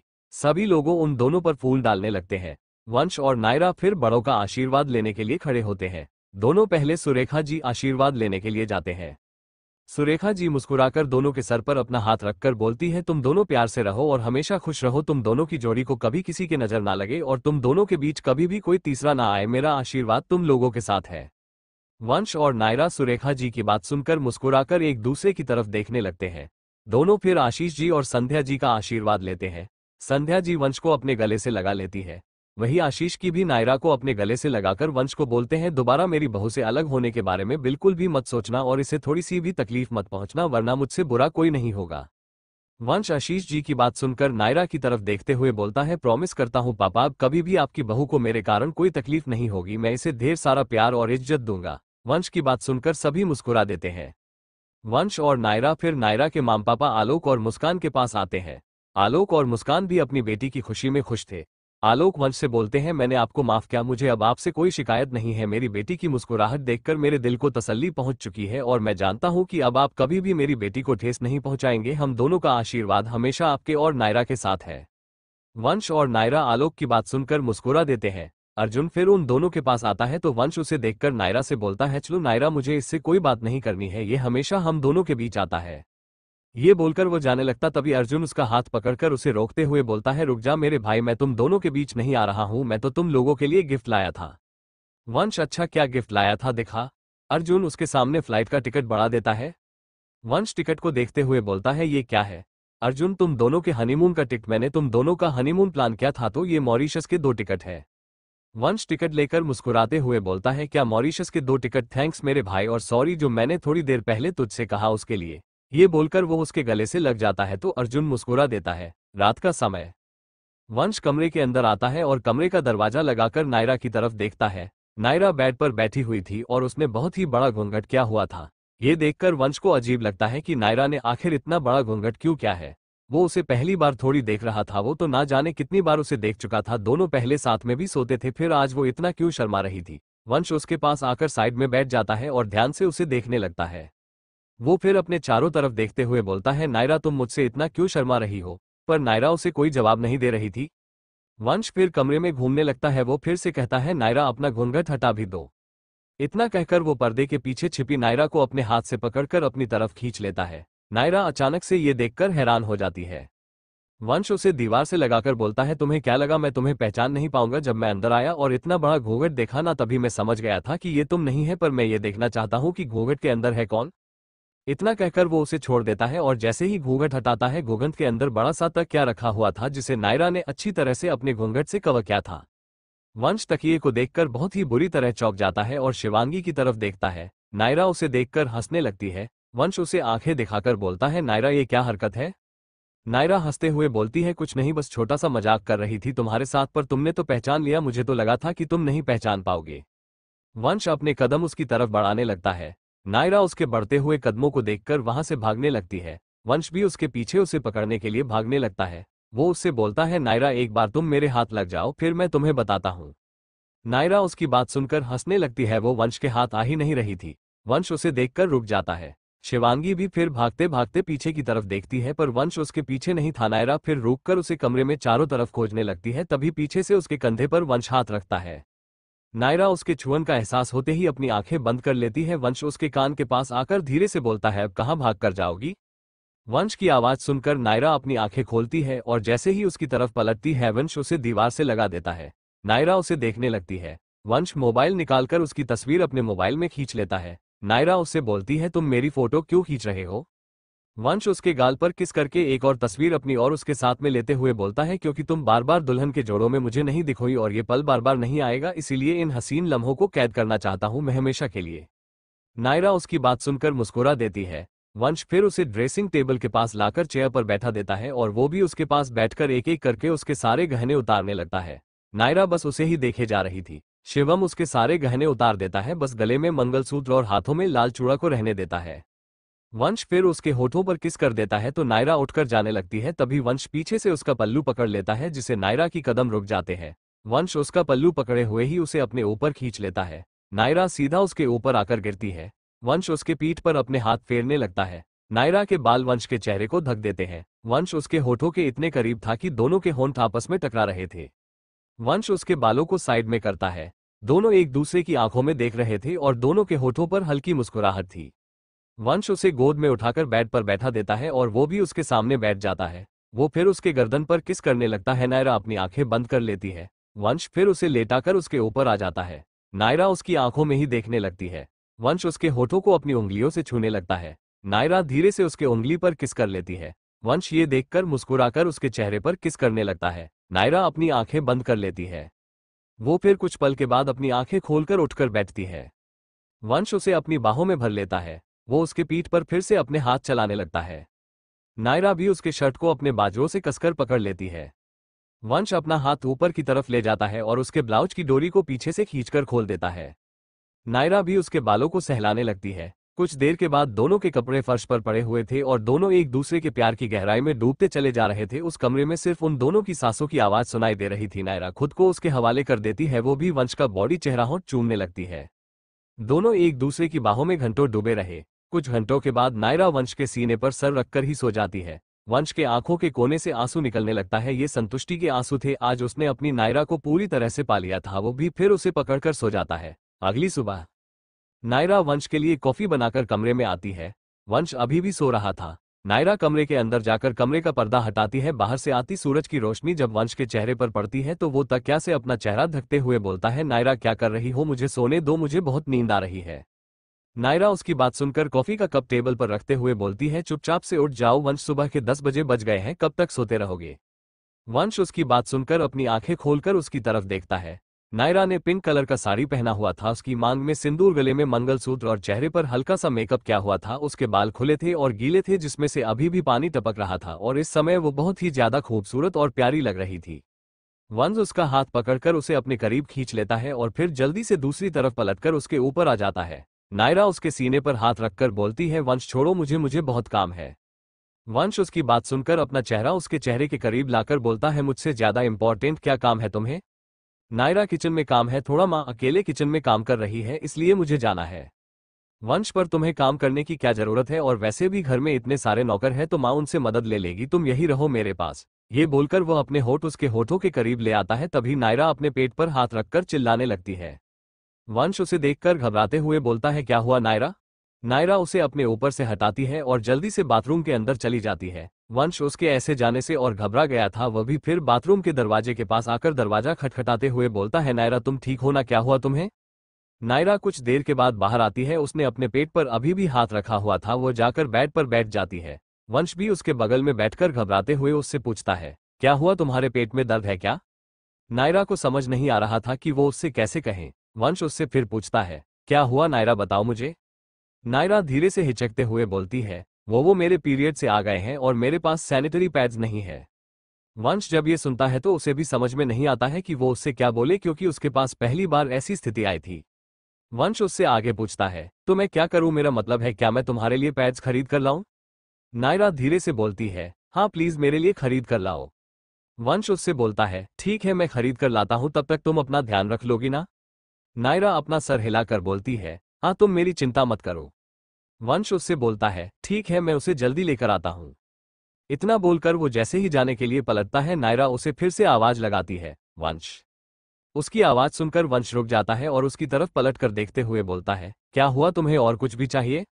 नायरा उससे बोलती है, जल्दी आना। वंश उसे जवाब देते हुए बोलता है, हाँ मैं जल्दी आऊंगा। इतना बोलकर वो वहां से चला जाता है। वंश फिर आकर अपनी कार में बैठता है और कार सुपरमार्केट की तरफ मोड़ देता है। थोड़ी देर में वो सुपरमार्केट पहुंचता है और अंदर जाकर देखने लगता है, पर वहां कई तरह के पैड्स मौजूद थे। ये देखकर वंश और परेशान हो जाता है। वो सोचते हुए बोलता है, अब इनमें से कौन सा नायरा कौन सा यूज करती होगी। इतना बोलकर वो सेल्सगर्ल को बुलाता है। वंश उस सेल्सगर्ल्स को बोलता है, इस सुपरमार्केट में जितनी भी पैड्स हैं सब पैक करवा दो। वो सेल्सगर्ल्स हैरानी से वंश से पूछती है, क्या सारी? वंश उसे गुस्से में बोलता है, क्यों तुम्हें कोई प्रॉब्लम है? वो सेल्सगर्ल मुस्कुराते हुए बोलती है, नहीं सर मुझे क्या प्रॉब्लम होगी। इतना बोलकर वो 2 बड़े बैग में सारे पैड्स पैक करवाकर शिवम को दे देती है। वंश उसे बिल पे करके अपने कार में आकर बैठ जाता है। वंश जल्दी से मेंशन में आता है और कमरे की तरफ बैग लेकर चला जाता है। वो जल्दी से नायरा के कमरे के पास आता है और दरवाजा खटखटाता है। नायरा जैसे ही अपने कमरे का दरवाजा खोलती है, वंश दोनों बैग लेकर उसके कमरे के अंदर चला जाता है और दरवाजा बंद कर देता है। नायरा जब उन बड़े बड़े बैग को देखती है तो उसकी आंखें बड़ी हो जाती है। वो उससे हैरानी से पूछती है, ये क्या है? वंश उससे मासूमियत से जवाब देते हुए बोलता है, वही जो तुमने मंगाया था। नायरा उससे बोलती है, इतनी सारी लाने की क्या जरूरत थी? वंश सारे पैड्स को निकालकर उससे बोलता है, मुझे नहीं पता था कि तुम कौन सा यूज करती हो, इसलिए मैं सारी ले आया, अब लो और जाओ। नायरा कुछ पल के लिए अपना दर्द भूल जाती है। उसे मन ही मन बहुत हंसी आ रही थी। नायरा एक पैड्स लेकर बाथरूम में चली जाती है। थोड़ी देर बाद वो बाथरूम के बाहर आती है तो वो देखती है वंश ने सारे पैड्स उसके अलमारी में ठीक से सेट करके रख दिया है। वो उसके पास आकर उससे पूछता है, तुम ठीक हो, मैं डॉक्टर को बुलाऊं? नायरा मुस्कुरा कर बोलती है, नहीं, मैं थोड़ी देर में ठीक हो जाऊंगी, तुम मेरी चिंता मत करो। इतना बोलकर वो बेड पर जाकर बैठ जाती है। वंश नायरा के पास आकर बैठ जाता है और उसके सर पर अपना हाथ रखकर चेक करने लगता है कि कहीं उसे बुखार तो नहीं है। नायरा मुस्कुराकर बेड पर लेटकर बोलती है, मैं ठीक हूं, मुझे बस थोड़ा आराम करना है। इतना बोलकर वो अपनी आंखें बंद कर लेती है। वंश उसे कुछ नहीं बोलता और उसके पास आकर बैठ जाता है। थोड़ी देर के बाद शिवांगी के कराहने की आवाज उसके कानों पर पड़ती है। वंश उसके बालों में अपना हाथ फेरकर बोलता है, नायरा नायरा क्या हुआ? नायरा रोते हुए बोलती है, पेट में बहुत दर्द हो रहा है। वंश ये सुनकर जल्दी से कमरे के बाहर आकर एक नौकर से बोलता है कि जाओ जल्दी से माँ और दादी को बुलाकर लाओ। नौकर वंश की बात सुनकर सुरेखा और संध्या जी को बुलाने चला जाता है। वंश फिर नायरा के पास बैठ जाता है और उसके पेट को सहलाते हुए बोलता है, नायरा मैंने नौकर को बोल दिया है, माँ और दादी को बुलाने वो दोनों आते ही होंगी। नायरा को इतना दर्द हो रहा था कि वो उसकी बात सुनने के बाद भी अपनी आंखें नहीं खोलती। वंश नायरा को दर्द में नहीं देख पा रहा था। थोड़ी देर के बाद संध्या और सुरेखा जी कमरे के अंदर आती है। वंश संध्या सुरेखा जी की तरफ देखकर बोलता है, माँ और दादी देखिए, नायरा के पेट में बहुत दर्द हो रहा है, प्लीज आप दोनों कुछ कीजिए। संध्या जी वंश की बात सुनकर नायरा के पास बैठ जाती है और उसके पेट पर अपना हाथ फेरते हुए बोलती है, क्या हुआ नायरा, अचानक से तुम्हें दर्द कैसे स्टार्ट हो गया, क्या हो गया है तुम्हें? वंश अपनी माँ की बात सुनकर चिंतित होकर बोलता है, इसके पेट में बहुत दर्द है और इसके पीरियड्स भी आए हुए हैं, कुछ कीजिए ताकि इसका दर्द कम हो सके। सुरेखा जी और संध्या जी जब वंश की बात सुनती है तो दोनों को हंसी आ जाती है। वंश उन दोनों को हंसते हुए देखकर गुस्से में बोलता है, यहाँ मेरी नायरा के पेट में दर्द हो रहा है और आप दोनों हंस रही हो, आप दोनों बहुत बुरी हो। सुरेखा जी हंसते हुए बोलती है, बेटा तू तो ऐसा बोल रहा है जैसे पता नहीं नायरा को क्या हो गया, ये दर्द तो हम महिलाओं को हर महीने होता है, चिंता की कोई बात नहीं है, नायरा थोड़ी देर में ठीक हो जाएगी। वंश मैं कुछ नहीं जानता, मैं नायरा को इतना दर्द में नहीं देख पा रहा हूँ, प्लीज आप दोनों कुछ कीजिए, अगर आप दोनों से कुछ नहीं होगा तो मैं डॉक्टर को बुला लेता हूँ। सुरेखा जी मैंने कहा ना, नायरा ठीक हो जाएगी, रुक मैं अपने कमरे से दवा लेकर आती हूँ, उसे खाने के बाद नायरा का दर्द कम हो जाएगा। ये बोलकर सुरेखा जी अपने कमरे में चली जाती है। कुछ देर के बाद वह अपने हाथ में दवा लेकर आती है और नायरा की तरफ दवा बढ़ाकर बोलती है, ये दवा खाने से नायरा का दर्द बिल्कुल ठीक हो जाएगा, चिंता मत कर, इतनी भी बड़ी बात नहीं है जो तूने पूरा घर सर पर उठा लिया है। वंश नायरा के हाथ से दवा लेकर जल्दी से उसके मुंह में दवा डाल देता और फिर उसे पानी पिलाते हुए बोलता है, नायरा चिंता मत करो, कुछ देर में दर्द ठीक हो जाएगा। नायरा उससे कुछ नहीं बोलती। सुरेखा जी और संध्या जी थोड़ी देर के बाद चली जाती है। वंश पर कमरे का दरवाजा बंद करके नायरा के बगल में लेट जाता है और उसे देखने लगता है। नायरा अभी भी अपनी आंखें बंद की हुई थी। वंश प्यार से उसके पेट पर अपना हाथ फेर रहा था। नायरा थोड़ी देर में सो जाती है। 1 घंटे के बाद नायरा की नींद खुलती है। वो अपने बगल में सोए वंश की तरफ देखती है और मुस्कुरा देती है। वो उठकर बैठ जाती है और वंश के चेहरे को प्यार से निहारने लगती है। वंश की आंखें बंद थी। नायरा झुककर उसके होठों पर किस कर लेती है। उसके किस के एहसास से ही वंश उठकर बैठ जाता है और नायरा से पूछता है, अब तुम कैसी हो, अभी भी पेट दर्द हो रहा है क्या? नायरा मुस्कुराकर उसके गाल में किस करके बोलती है, अब पहले से अच्छा लग रहा है। वंश ये सुनकर मुस्कुरा देता है और उससे बोलता है, मैं अभी आया। इतना बोलकर वो कमरे के बाहर चला जाता है। थोड़ी देर के बाद वो अपने हाथ में खाने की ट्रे लेकर आता है और उसके सामने रखते हुए बोलता है, चलो अब थोड़ा सा कुछ खा लो, तुम्हें भूख लगी होगी ना? नायरा मुस्कुराकर बोलती है, तुमने कुछ खाया? वंश उसके मुंह में खाना खिलाते हुए बोलता है, नहीं पहले तुम खाओ, मैं तुम्हारे ही उठने का इंतजार कर रहा था, मुझे तुम्हारी बहुत फिक्र हो रही थी। नायरा ये सुनकर मुस्कुरा देती है और उसके चेहरे को प्यार से निहारने लगती है। वंश मुस्कुराकर बोलता है, मुझे बाद में निहार लेना, पहले खाना खत्म करो। नायरा अपने गालों पर अपना हाथ रखकर बोलती है, नहीं मेरा मन कर रहा है, बस तुम्हें ऐसे ही देखती रहूं। वंश उसे करीब आकर बोलता है, देखने के अलावा भी हम कुछ और कर सकते हैं। इतना बोलकर वो अपने होंठ उसके होंठ के पास लाने लगता है। नायरा ये देखकर थोड़ा पीछे हटते हुए बोलती है, मेरे पेट में फिर से दर्द स्टार्ट हो गया है। वो ये बात वंश को डराने के लिए बोली थी। वंश जब ये सुनता है तो घबरा जाता है, वो उसे तुरंत बेड पर लेटा देता है और दरवाजे की तरफ जाते हुए बोलता है, मैं अभी माँ और दादी को बुलाकर लाता हूँ।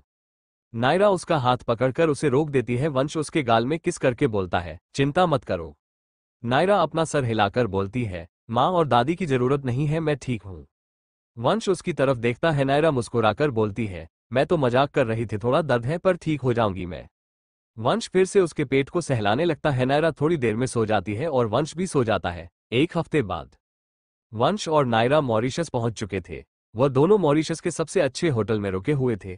होटल के बाहर बड़ा था स्विमिंग पूल था। वहीं नायरा के कमरे से लगे बालकनी से होटल के सामने बड़ा सा बीच भी दिख रहा था। नायरा वहां आकर बहुत खुश थी। वंश नायरा के पास आकर उसे पीछे से अपनी बाहों में भर लेता है और उसके गर्दन पर अपने होठ रखकर किस करने लगता है। तभी नायरा उसे खुद से दूर हटाकर बोलती है, ये तुम क्या कर रहे हो। वंश उसे अपनी तरफ पलटकर उसकी आंखों में देखते हुए प्यार से बोलता है, क्या कर रहा हूं, तुम्हारे साथ रोमांस कर रहा हूं और क्या। नायरा उसे खुद से दूर हटाकर बोलती है, नहीं मुझे अभी रोमांस नहीं करना है, अभी देखो यहाँ से बीच कितना सुंदर लग रहा है। नायरा की यह बात सुनकर वंश उसे अपनी गोद में उठाते हुए बोलता है, तो अगर बीच देखने चलना है तो चलो, मैं तुम्हें अभी ले चलता हूँ। नायरा उसे वापस मना करते हुए बोलती है, नहीं नहीं, अभी मेरा बीच देखने का बिल्कुल मन नहीं है। वंश उसके चेहरे की तरफ देखते हुए बोलता है, तो क्या करने का मन है मेरी जान का। नायरा कुछ सोचते हुए बोलती है, चलो ना शॉपिंग करने चलते हैं। वंश उसकी बात सुनकर उसे आराम से बेड पर बैठा देता है और खुद भी उसके बगल में बैठे हुए बोलता है, जान हम शॉपिंग बाद में करेंगे, यहाँ शॉपिंग करने के लिए थोड़ी आए हैं। नायरा उसकी आंखों में देखते हुए शरारत से बोलती है, अच्छा तो किस लिए आए हैं बताओ मुझे। वंश उसके कंधे पर हाथ रखकर उसे अपने करीब खींच लेता और अपना चेहरा उसके चेहरे के बेहद करीब ले आता है, जिससे दोनों के होठ आपस में टकराने लगे थे। वंश फिर प्यार से बोलता है, तो बता दूं कि किस लिए आए हैं हम यहाँ। नायरा भी कम नहीं थी, वह भी उसके गले में अपनी बाहें डालकर उसकी आंखों में देखते हुए अपना सर हाँ में हिलाते हुए बोलती है, हाँ बताओ, मैं भी जानना चाहती हूँ। वंश उसके चेहरे पर किस करते हुए बोलता है, तुम इतनी भी भोली नहीं हो जितना बन रही हो, यहाँ हम हनीमून मनाने आए हैं और हनीमून में पता है ना क्या होता है। नायरा अपना सरना में हिलाते हुए बोलती है, नहीं तो मुझे नहीं पता है कि हनीमून में क्या होता है, मुझे तो लगता था कि हनीमून का मतलब सिर्फ शॉपिंग करना और सोना होता है, पर शायद तुम्हें कुछ और पता है, तो तुम ही बता दो कि और क्या होता है हनीमून में।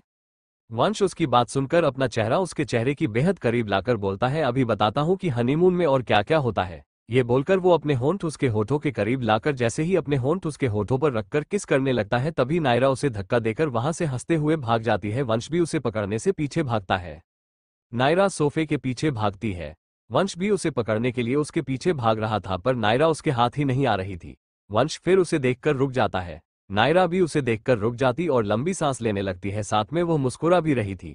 वंश फिर जल्दी से सोकर पर चढ़कर दूसरी तरफ जंप करके उसे पकड़कर अपने करीब खींच लेता है। नायरा ये देखकर उसके सीने पर मारते हुए बोलती है, ये चीटिंग है। वंश उसकी आंखों में देखकर मुस्कुराते हुए बोलता है, कोई चैटिंग नहीं है। ये बोलकर वो फिर उसके होठों को अपनी उंगलियों से छूते हुए बोलता है, हनीमून पर आने का मतलब होता है रोमांस, जो मेरी मासूम बीवी को नहीं पता है, पर कोई बात नहीं, मैं तुम्हें आज पूरी डिटेल में समझाऊंगा। नायरा वंश की बात सुनकर शर्मा जाती है और शर्म से उसका चेहरा लाल होने लगता है। वंश उसे देखकर मुस्कुरा देता है। वो फिर नायरा को अपनी गोद में उठाकर बेड पर लेटा देता है और वो भी उसके ऊपर आ जाता है। नायरा उसके चेहरे को ही देख रही थी। वंश फिर अपने होंठ उसके होठों के करीब लाकर उसके होठों पर ली किस करने लगता है। कुछ देर के बाद जब उसे एहसास होता है कि नायरा को सांस लेने में प्रॉब्लम होने लगी है, तो वो उसके होठों को छोड़ देता है। नायरा उसके होंठ छोड़ते ही लंबी सांस लेने लगती है। वंश फिर उसके होठों से अलग होकर उसके गर्दन पर किस करने लगता है और फिर अपना हाथ नीचे करके नायरा के कपड़े को खोलने लगता है। नायरा ये देखकर उसका हाथ पकड़कर बोलती है, वंश ये क्या कर रहे हो, तुम ऐसा मत करो, मुझे शर्म आ रहा है। वंश उसका हाथ हटाकर उसके गले में बाइट कर देता है, जिससे नायरा की चीख निकल पड़ती है। वंश फिर भी नहीं रुकता है और फिर वो नायरा के कॉलर बोन पर किस और लव बाइट करने लगता है। नायरा उसे खुद से हटाने की कोशिश कर रही थी, पर वंश को वो हिला भी नहीं पा रही थी। वंश कुछ मिनट के बाद उसके कपड़ा निकालकर उसके जिस्म से अलग कर देता है। नायरा भी अब समझ चुकी थी कि वंश उसे नहीं छोड़ने वाला, इसलिए वो भी अब कोशिश करना छोड़ देती है। कुछ देर के बाद नायरा को भी अच्छा लगने लगा था, वो भी अब वंश का साथ देने लगी थी। वंश नायरा के पूरे बॉडी पर किस कर रहा था और नायरा अपनी आंखें बंद करके लंबी सांसें ले रही थी। वंश फिर उसके चेहरे की तरफ देखता है और उसके होठों को फिर से अपनी गिरफ्त में ले लेता है। कुछ देर के बाद उस कमरे में अब दोनों के सिसकियों की आवाज आने लगती है। अगली सुबह वंश और नायरा तैयार होकर घूमने के लिए निकल जाते हैं। दोनों पूरा दिन घूमते हैं और शाम को बीच के किनारे बैठकर समुद्र से आई ठंडी हवा का मजा लेने लगते हैं। दोनों साथ में बैठे हुए थे। वंश बियर पी रहा था, वहीं नायरा जूस पी रही थी और समुद्र की तरफ देख रही थी। ढलते हुए सूरज को देखकर उसे बहुत सुकून मिल रहा था। वंश थोड़ी देर के बाद नायरा की तरफ देखकर बोलता है, तो अब होटल चले, मैं बहुत थक गया हूँ। नायरा भी थक चुकी थी, इसलिए वो उसकी बात सुनकर अपना सर हिला देती है। थोड़ी देर के बाद वंश और नायरा दोनों होटल के कमरे में आते हैं। वंश कमरे का दरवाजा बंद करके नायरा का हाथ पकड़कर उसे अपने करीब खींच लेता है और उसके होठों पर अपने होठ रखकर किस करने लगता है। तभी नायरा उसे खुद से दूर हटाते हुए बोलती है, वंश अभी नहीं, अभी मैं बहुत थक गई हूँ। वंश अपने चेहरे पर शरारती मुस्कान लिए उससे बोलता है, पर मुझे अभी तुम्हारे साथ रोमांस करना है, मैं बिल्कुल भी नहीं थका हूँ और रोमांस के लिए मेरे पास हमेशा वक्त रहता है, तो तुम तैयार हो ना थोड़ा दर्द सहने के लिए। नायरा उसे धक्का देकर बोलती है, देखो तुम मुझसे दूर रहो, मैंने अभी अभी बहुत जूस पी लिया है, थोड़ा सा भी दबाव मेरे पेट पर पड़ा ना तो सारा जूस बाहर आ जाएगा। वंश ये सुनकर हंसने लगता है। वो फिर उसके पेट की तरफ देखकर उसके पेट में हाथ फेरते हुए बोलता है, भविष्य में ये आकार में बड़ा होगा और इसके अंदर बेबी होगा। नायरा ये सुनकर शर्मा जाती है क्योंकि वो उसके बोलने का मतलब समझ चुकी थी। वंश उसे कसकर अपनी बाहों में भरकर बोलता है, मुझे उस दिन का बेसब्री से इंतजार रहेगा जब हम दोनों का हिस्सा इस दुनिया में आएगा, मैं उसका बहुत बेसब्री से इंतजार करूंगा और उसे बहुत प्यार करूंगा। नायरा मुस्कुराकर उससे बोलती है, बेबी बिल्कुल तुम्हारे जैसा होगा वंश।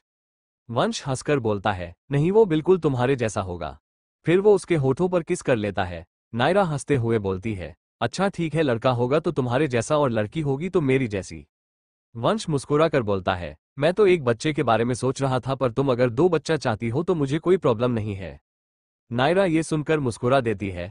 वंश नायरा का हाथ पकड़कर बोलता है, बच्चा चाहे लड़का हो या लड़की, पर उसकी परवरिश तुम ही करना नायरा, क्योंकि मैं चाहता हूं कि हमारे बच्चे तुमसे संस्कार सीखे, क्योंकि अगर वह मेरे साथ रहे ना तो मेरी तरह बिगड़ जाएंगे और मैं नहीं चाहता कि जैसे मैं बिगड़ा हुआ था वैसे मेरा बेबी भी बिगड़े, इसलिए हमारे बच्चे की परवरिश तुम ही करना। नायरा उसकी बात सुनकर अपना सर हिला देती है। रात का समय, रात में रात के खाने के बाद वंश और नायरा टहलने के लिए निकल पड़े। कुछ देर के बाद दोनों वापस कमरे में आते हैं। वंश फिर मुस्कुराकर उसे पीछे से अपनी बाहों में भर लेता है। नायरा की आंखें नम हो चुकी थी। वंश उसे अपनी तरफ पलटता है और उसकी आंखों में आंसू देखकर वो घबराते हुए उससे पूछता है, नायरा क्या हुआ, तुम्हारी आंखों में आंसू क्यों आ गया। नायरा उसके गले लगकर बोलती है, बहुत बहुत थैंक यू वंश। वंश उसके आंसू पोंछकर उससे पूछता है, थैंक यू किस लिए। नायरा उसका हाथ पकड़कर उससे बोलती है, मुझे इतना प्यार करने के लिए और मुझे ये महसूस कराने के लिए कि मैं बहुत खास हूँ। वंश मुस्कुराकर उसके माथे पर किस करके बोलता है, मेरे लिए सबसे खास तुम हो नायरा। नायरा उसके गले से लगकर बोलती है, नहीं मैं खास नहीं हूं, ये तो तुम्हारा प्यार है जो मुझे खास बना देता है। वंश उसकी बात सुनकर मुस्कुराते हुए प्यार से उसका चेहरा अपने हाथों में भरकर बोलता है, तो तुम्हारा भी थैंक यू नायरा। नायरा अब तुम मुझे थैंक यू क्यों बोल रहे हो। वंश इसलिए कि तुमने मुझे दूसरा मौका दिया, अगर तुम मुझे दूसरा मौका नहीं देती तो मैं फिर से पहले की तरह बन जाता। थैंक यू जो तुमने मुझे दूसरा मौका दिया, मुझ पर विश्वास किया, तुम्हारे कारण ही आज मैं अपने आप को बदल पाया हूं, वरना मुझे नहीं लगा था कि मैं खुद को कभी बदल पाऊंगा। तुम्हारे प्यार और विश्वास के कारण नहीं तो मेरा नया जीवन शुरू हुआ है और मैं तुमसे बहुत प्यार करता हूं। आई लव यू सो मच। ये बोलकर वो उसके चेहरे को चूमने लगता है। नायरा भी अपनी आंखें बंद कर लेती है। वंश फिर उसके होठों पर अपने होंठ रखकर किस करने लगता है। थोड़ी देर के बाद ही वो उसके होठों से अलग होता है। नायरा जोर जोर से सांसें ले रही थी। वंश मुस्कुराकर उससे बोलता है, चलो अब सो जाओ, रात बहुत हो गई है। इतना बोलकर वो उसे गोद में उठा लेता है और बिस्तर पर लेटा कर उसके साइड में आकर लेट जाता है। नायरा वंश के सीने में अपना सर रखते हुए बोलती है, अब रोमांस नहीं करना है क्या, थक गए हो क्या। वंश उसकी यह बात सुनकर हंस देता है और फिर उसे सीधा करके उसके ऊपर आ जाता है। नायरा उसे प्यार से देखने लगती है। वंश फिर झुककर उसके गले में किस करने लगता है। नायरा अपनी आंखें बंद कर लेती है और वो भी उसका साथ देने लगी थी। वंश नायरा के पूरे बॉडी पर किस कर रहा था और नायरा अपनी आंखें बंद करके लंबी सांसें ले रही थी। वंश फिर उसके चेहरे की तरफ देखता है और उसके होठों को फिर से अपनी गिरफ्त में ले लेता है। कुछ देर के बाद उस कमरे में अब दोनों के सिसकियों की आवाज आने लगती है। 2 दिन बाद वंश और नायरा हनीमून से वापस घर आ चुके थे। दोनों अपने हनीमून से बहुत खुश थे। आशीष जी फिर वंश से बोलते हैं, चलो अब तुम्हारा हनीमून भी पूरा हो गया, अब कल से तुम मेरे साथ ऑफिस जाओगे। ऑफिस का नाम सुनकर वंश का मुंह बन जाता और वह नायरा की तरफ देखते हुए बोलता है, पापा मेरा ऑफिस आने का बिल्कुल मन नहीं है। आशीष जी मन नहीं है, फिर भी तुम जाओगे। वंश ये सुनकर अपना सर धीरे से हिलाकर अपने कमरे में चला जाता है। कुछ देर के बाद नायरा भी कमरे में आती है और वंश को देखती है। वंश सोफे पर बैठा हुआ था और टीवी के चैनल चेंज कर रहा था। नाराज उसके बगल में आकर बैठ जाती है और उसके हाथ से रिमोट लेकर टीवी बंद कर देती है। वंश उसे देखकर अपना सर सोफे से पीछे की तरफ करके अपनी आंखें बंद कर लेता है। नायरा उसके हाथ पर अपना हाथ रखकर बोलती है, क्या हुआ है, तुम्हें ऑफिस क्यों नहीं जाना चाहते हो। वंश मैं इसलिए ऑफिस नहीं जाना चाहता हूं क्योंकि मुझे तुम्हारे साथ समय बिताना है, अगर ऑफिस चला जाऊंगा तो मुझे तुम्हारी बहुत याद आएगी। ये बोलकर वो अपनी आंखें खोलकर नायरा की तरफ देखता है तो नायरा हंसते हुए बोलती है, क्या वंश तुम तो ऐसे बोल रहे हो जैसे कि मैं तुमसे दूर जा रही हूँ, ऑफिस के बाद तो तुम घर आओगे ही ना। वंश नायरा की बात सुनकर उसका हाथ पकड़ लेता है और अपना चेहरा उसके चेहरे के करीब लाकर बोलता है, पर मुझे तुम्हारे साथ और समय बिताना है, मैं तुम्हारे साथ रहता हूँ तो मुझे बहुत अच्छा लगता है, अगर ऑफिस चला जाऊंगा कुछ घंटे के लिए तो तुम्हें देखा नहीं पाऊंगा, तुमसे प्यार नहीं कर पाऊंगा।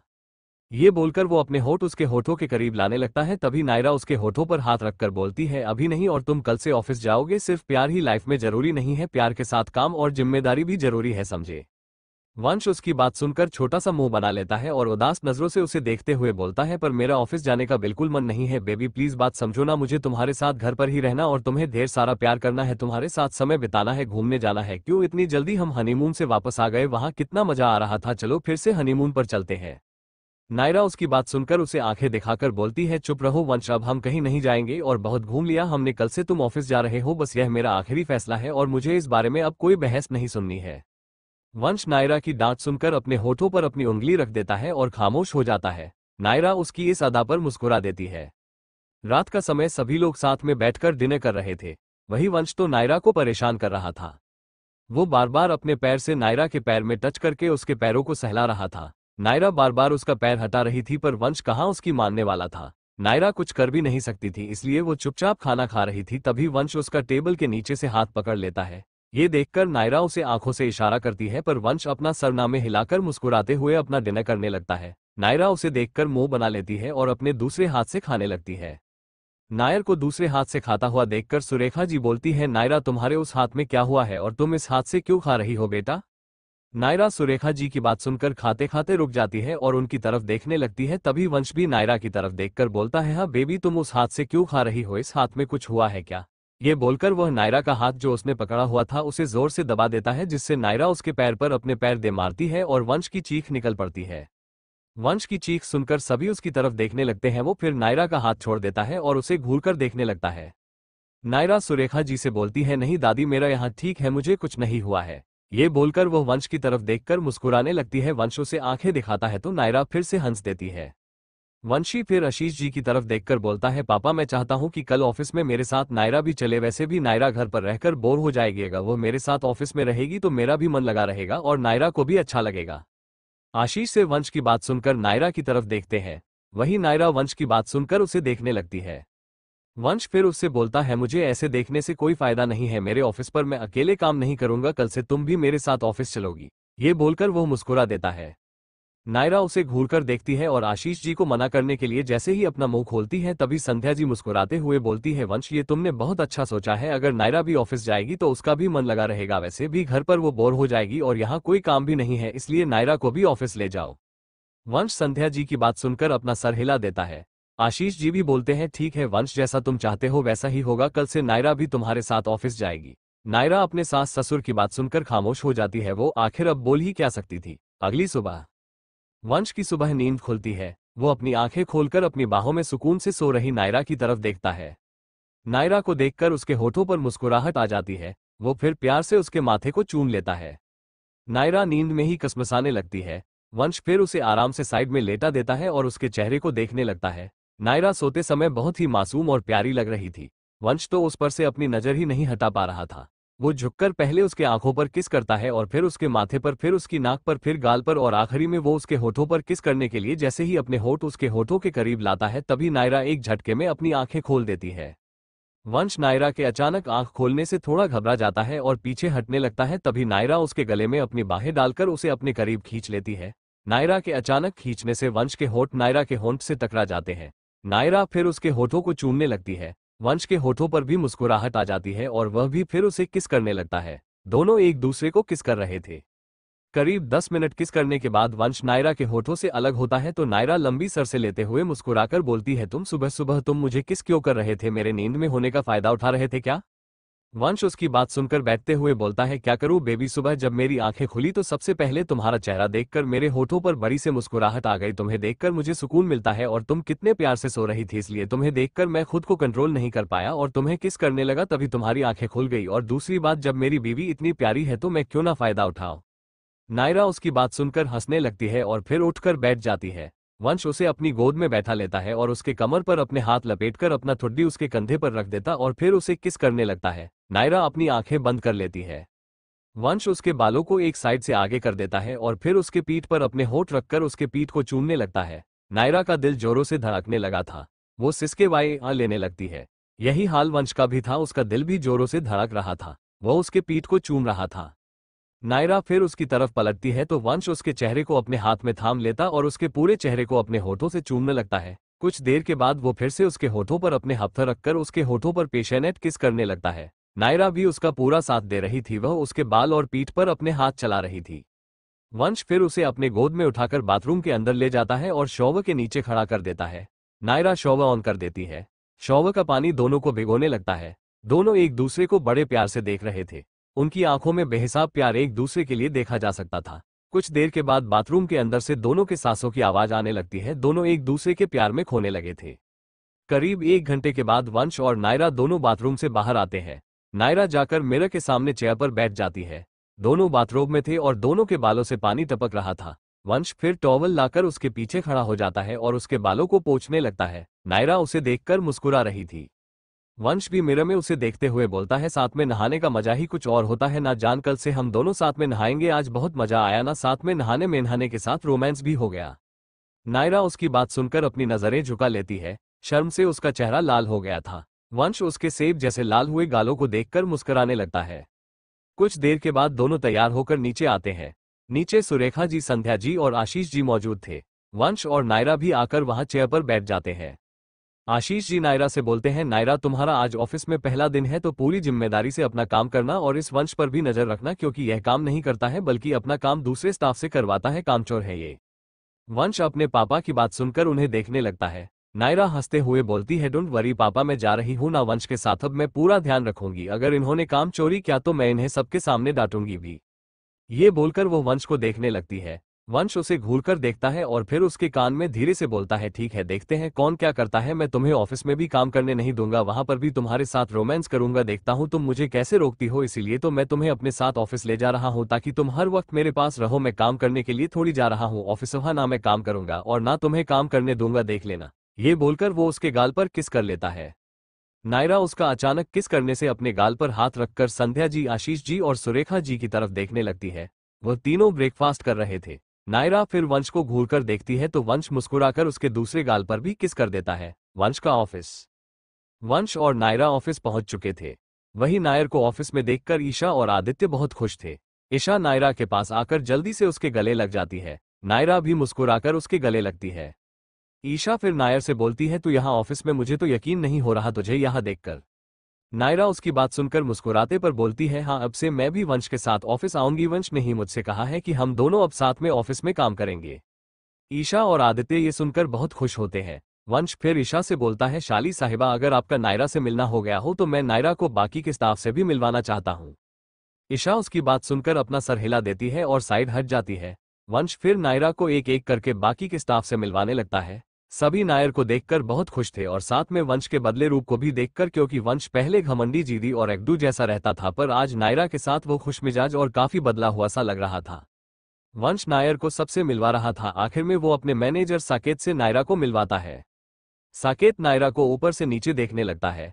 नायरा ने पिंक कलर का साड़ी पहना हुआ था, उसके बाल खुले हुए थे और वो बहुत खूबसूरत लग रही थी। साकेत तो नायरा पर से अपनी नजर ही नहीं हटा पा रहा था। उसकी नजर नायरा के गुलाबी होठों पर जा रही थी। नायरा के होठों को देखकर साकेत का मन कर रहा था कि वो उसके होठों को चूम ले। उसकी नजर फिर नायरा के खुले कमर पर जाती है। तभी वंश नायरा से बोलता है, नायरा तुम्हें मालूम है ये साकेत है हमारे ऑफिस का मैनेजर, कुछ महीने पहले ही इसने ऑफिस ज्वाइन किया है और बहुत मेहनती है। साकेत अपना हाथ नायरा की तरफ बढ़ाकर बोलता है, हेलो मैम, आपका ऑफिस में स्वागत है। नायरा भी उससे हाथ मिलाती है। तभी साकेत अपने दूसरे हाथ से उसके हाथ पर अपना हाथ रख देता है और उसके हाथों को छूने लगता है। नायरा को उसका छूना अजीब सा लगता है, इसलिए वो उसे देखने लगती है। अगले ही पल वो अपना हाथ हटा देती है। साकेत मुस्कुराकर बोलता है, मैम अच्छा लगा आपको ऑफिस में देखकर, आपके साथ काम करने में सच में बहुत मजा आएगा। नायरा उसके चेहरे को ही देख रही थी। साकेत की आंखों में देखकर उसे अजीब सा लग रहा था, क्योंकि साकेत अजीब नजरों से उसे देख जो रहा था। नायरा फिर वंश से बोलती है, वंश मुझे केबिन नहीं दिखाओगे क्या? वंश उसकी बात सुनकर मुस्कुराते हुए बोलता है, हाँ चलो ना। ये बोलकर वो उसका हाथ पकड़ लेता है और सबकी तरफ देखकर बोलता है, सब अपना काम करो। ये बोलकर वो नायरा का हाथ पकड़कर उसे अपने केबिन के अंदर ले जाता है और दरवाजा लगा देता है। नायरा वंश के केबिन देखने लगती है। केबिन दिखने में बड़ा और अच्छा था। वंश फिर नायरा को अपने चेयर के पास लाकर अपने चेयर पर बैठ जाता है और उसे भी अपनी गोद में बैठाते हुए बोलता है, अब से हम दोनों यहाँ काम करेंगे मेरी लेडी बॉस। नायरा उसकी बात सुनकर मुस्कुराते हुए बोलती है, आई लव यू वंश। वंश उसके मुंह से आई लव यू सुनकर हैरानी से बोलता है, क्या कहा, फिर से बोलो ना। नायरा उसकी तरफ पलट जाती है और उसके गाल पर किस करके प्यार से बोलती है, आई लव यू वंश। वंश की तो खुशी का कोई ठिकाना नहीं था, क्योंकि आज पहली बार नायरा उसे आई लव यू बोल रही थी। भले ही वो दोनों करीब आ चुके थे, पर नायरा ने आई लव यू उसे पहली बार बोला था। वंश ये सुनकर उसे अपने बाहों में भर लेता है और मुस्कुराते हुए बोलता है, थैंक यू नायरा, तुम्हारे मुंह से ये तीन सब सुनने के लिए मैं कब से तरस रहा था, और फाइनली आज तुमने मुझे आई लव यू बोल ही दिया, मैं बहुत खुश हूँ। ये बोलकर वंश उसके चेहरे को अपने हाथों में थाम लेता है और उसके पूरे चेहरे को अपने होठों से चूमने लगता है। नायरा मुस्कुरा देती है। वंश फिर उसके होठों की तरफ देखता है। नायरा भी उसकी आंखों में देख रही थी। वंश धीरे धीरे अपने होंठ उसके होठों पर करीब लाने लगता है तो नायरा अपनी आंखें बंद कर लेती है। वंश फिर अपने होंठ उसके होठों पर रखकर उसे किस करने लगता है। नायरा भी उसके बालों में अपना हाथ फेरने लगती है। दोनों एक दूसरे को किस कर रहे थे। वंश नायर को सॉफ्ट किस कर रहा था, क्योंकि वो उसे बिल्कुल भी तकलीफ नहीं पहुंचाना चाहता था। वहीं नायरा भी उसका पूरा साथ दे रही थी। तभी अचानक से केबिन का दरवाजा खुलता है और साकेत अंदर आते हुए बोलता है, सर वो। इतना बोलकर वो रुक जाता है और नायरा और वंश को एक दूसरे को किस करते हुए देखकर जल्दी से अपनी नजरें झुकाकर बोलता है, सॉरी सर, मुझे दरवाजा नॉक करके आना चाहिए था। साकेत के अचानक आने से नायरा और वंश भी हड़बड़ा जाते हैं। नायरा तुरंत वंश के गोद से खड़ी हो जाती है और साकेत को गुस्से में देखते हुए बोलती है, बदतमीज इंसान, तुम्हारे अंदर इतनी भी तमीज नहीं है कि तुम्हें दरवाजा नॉक करके आना चाहिए था। तुम्हारी हिम्मत कैसे हुई बिना दरवाजा नॉक किए अंदर आने की? तुम्हें मैं अभी इसी वक्त ऑफिस से निकाल रही हूँ। साकेत नायरा की बात सुनकर माफी मांगते हुए बोलता है, सॉरी मैडम, गलती हो गई, आगे से कभी ऐसा नहीं होगा। मैं जानता हूँ मुझे दरवाजा नॉक करके आना चाहिए था, पर वो इंपॉर्टेंट क्लाइंट यूएस से आए हैं और वो अभी इसी वक्त वंश सर से मिलना चाहते हैं, इसलिए मैं जल्दी में यहाँ आ गया। उन्होंने कहा है कि अगर 5 मिनट में सर उनसे नहीं मिले तो वो लोग फिर कभी कोई भी डील नहीं करेंगे और वापस चले जाएंगे। मुझे माफ कर दीजिए प्लीज। नायरा उसकी बात सुनकर उस पर चिल्लाते हुए बोलती है, अपनी बकवास बंद करो और अब तुम्हारी इस ऑफिस में कोई जगह नहीं है, अभी इसी वक्त ऑफिस से निकलो तुम। साकेत नायरा की बात सुनकर थोड़ा घबरा जाता है, क्योंकि वो जानबूझकर केबिन के अंदर आया था। उसने जानबूझकर दरवाजा नॉक नहीं किया था, पर नायरा उसे ऑफिस से निकाल रही थी, इसलिए वो थोड़ा घबरा जाता है। तभी वंश नायरा से बोलता है, बेबी कोई बात नहीं। नायरा वंश से गुस्से में बोलती है, ऐसे कैसे कोई बात नहीं। वंश उसे फिर से समझाते हुए बोलता है, बेबी प्लीज, साकेत यहाँ सालों से कम कर रहा है और बहुत मेहनती भी है। हो गई एक बार, इससे गलती माफ कर दो इसे, एक गलती तो सबकी माफ की जाती है ना, क्या तुम मेरी बात नहीं मानोगी? नायरा वंश की बात सुनकर खामोश हो जाती है और गुस्से में साकेत को देखने लगती है। साकेत उसे देखकर अपनी नजरें झुका लेता है। वंश फिर साकेत के पास आकर बोलता है, चलो चलते हैं मीटिंग में, और हाँ, ये गलती दोबारा नहीं होनी चाहिए। साकेत अपना सर धीरे से हिला देता है। वंश फिर साकेत के साथ केबिन के बाहर चला जाता है। नायरा चेयर पर बैठ जाती है और कुछ देर पहले हुई घटना के बारे में सोचने लगती है। उसे साकेत पर डाउट हो रहा था, क्योंकि वह जिस तरह से उसे देख रहा था वो नायरा को बेचैन कर रहा था। नायरा साकेत के बारे में ही सोच रही थी। करीब 10 मिनट के बाद उसके केबिन का दरवाजा खुलता है। नायरा अपनी नजर उठाकर दरवाजे की तरफ देखती है तो दरवाजे पर साकेत खड़ा था। नायरा उसे देखकर गुस्से में खड़े होते हुए बोलती है, तुम फिर से दरवाजा बिना नॉक किए अंदर आ गए। अभी थोड़ी देर पहले ही तुमसे कहा था ना कि दरवाजा नॉक करके अंदर आना। तुम्हें क्या एक बार में बात समझ में नहीं आती है? साकेत नायरा की बात सुनकर मुस्कुराने लगता है। वो बिना कुछ बोले अंदर आता है और अंदर से दरवाजा लगा देता है। ये देखकर नायरा थोड़ा घबरा जाती है और उससे गुस्से में बोलती है, ये तुम क्या कर रहे हो? अभी के अभी मेरे केबिन से बाहर निकलो, वरना तुम्हारे लिए अच्छा नहीं होगा। साकेत उसकी बात सुनकर अपने साथ का बाजू फोल्ड करते हुए बोलता है, वरना क्या करोगी आप मैडम? चिल्लाओगी? चिल्लाओ, ये केबिन साउंड प्रूफ है, आपकी आवाज बाहर नहीं जाएगी। और वैसे भी वंश सर तो मीटिंग के लिए गए हैं, कम से कम 3-4 घंटे के बाद उनकी मीटिंग खत्म होगी।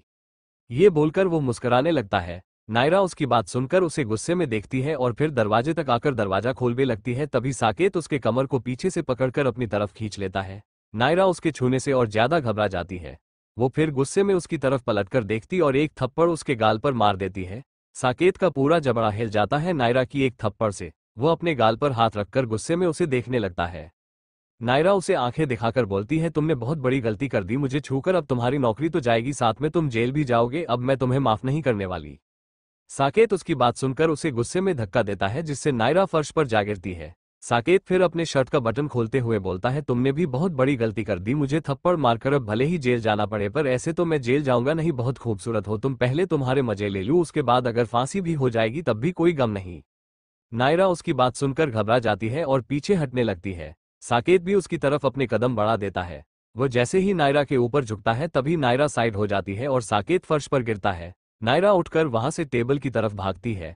वो जोर से चिल्ला रही थी पर उसकी आवाज बाहर नहीं जा रही थी। बाहर स्टाफ काम कर रहे थे पर किसी को भी इस बात का एहसास नहीं था कि अंदर केबिन में क्या हो रहा है।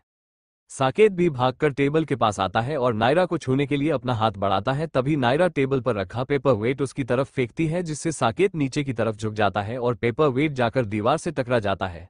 अगर साकेत एक सेकंड भी देर करता झुकने में तो आज उसका सर फट सकता था। वो गुस्से में नायरा की तरफ देखकर बोलता है, पागल हो गई हो क्या, तू मुझसे नहीं बच सकती आज।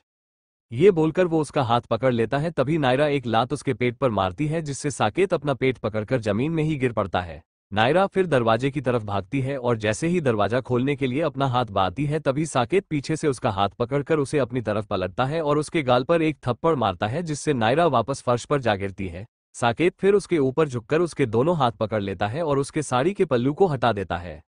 नायरा अपने दोनों हाथ उसके सीने पर रखकर उसे हटाने की कोशिश करने लगती है पर साकेत उसके गले की तरफ झुककर उसके गले में जोर से बाइट कर देता है जिससे नायरा की चीख निकल पड़ती है।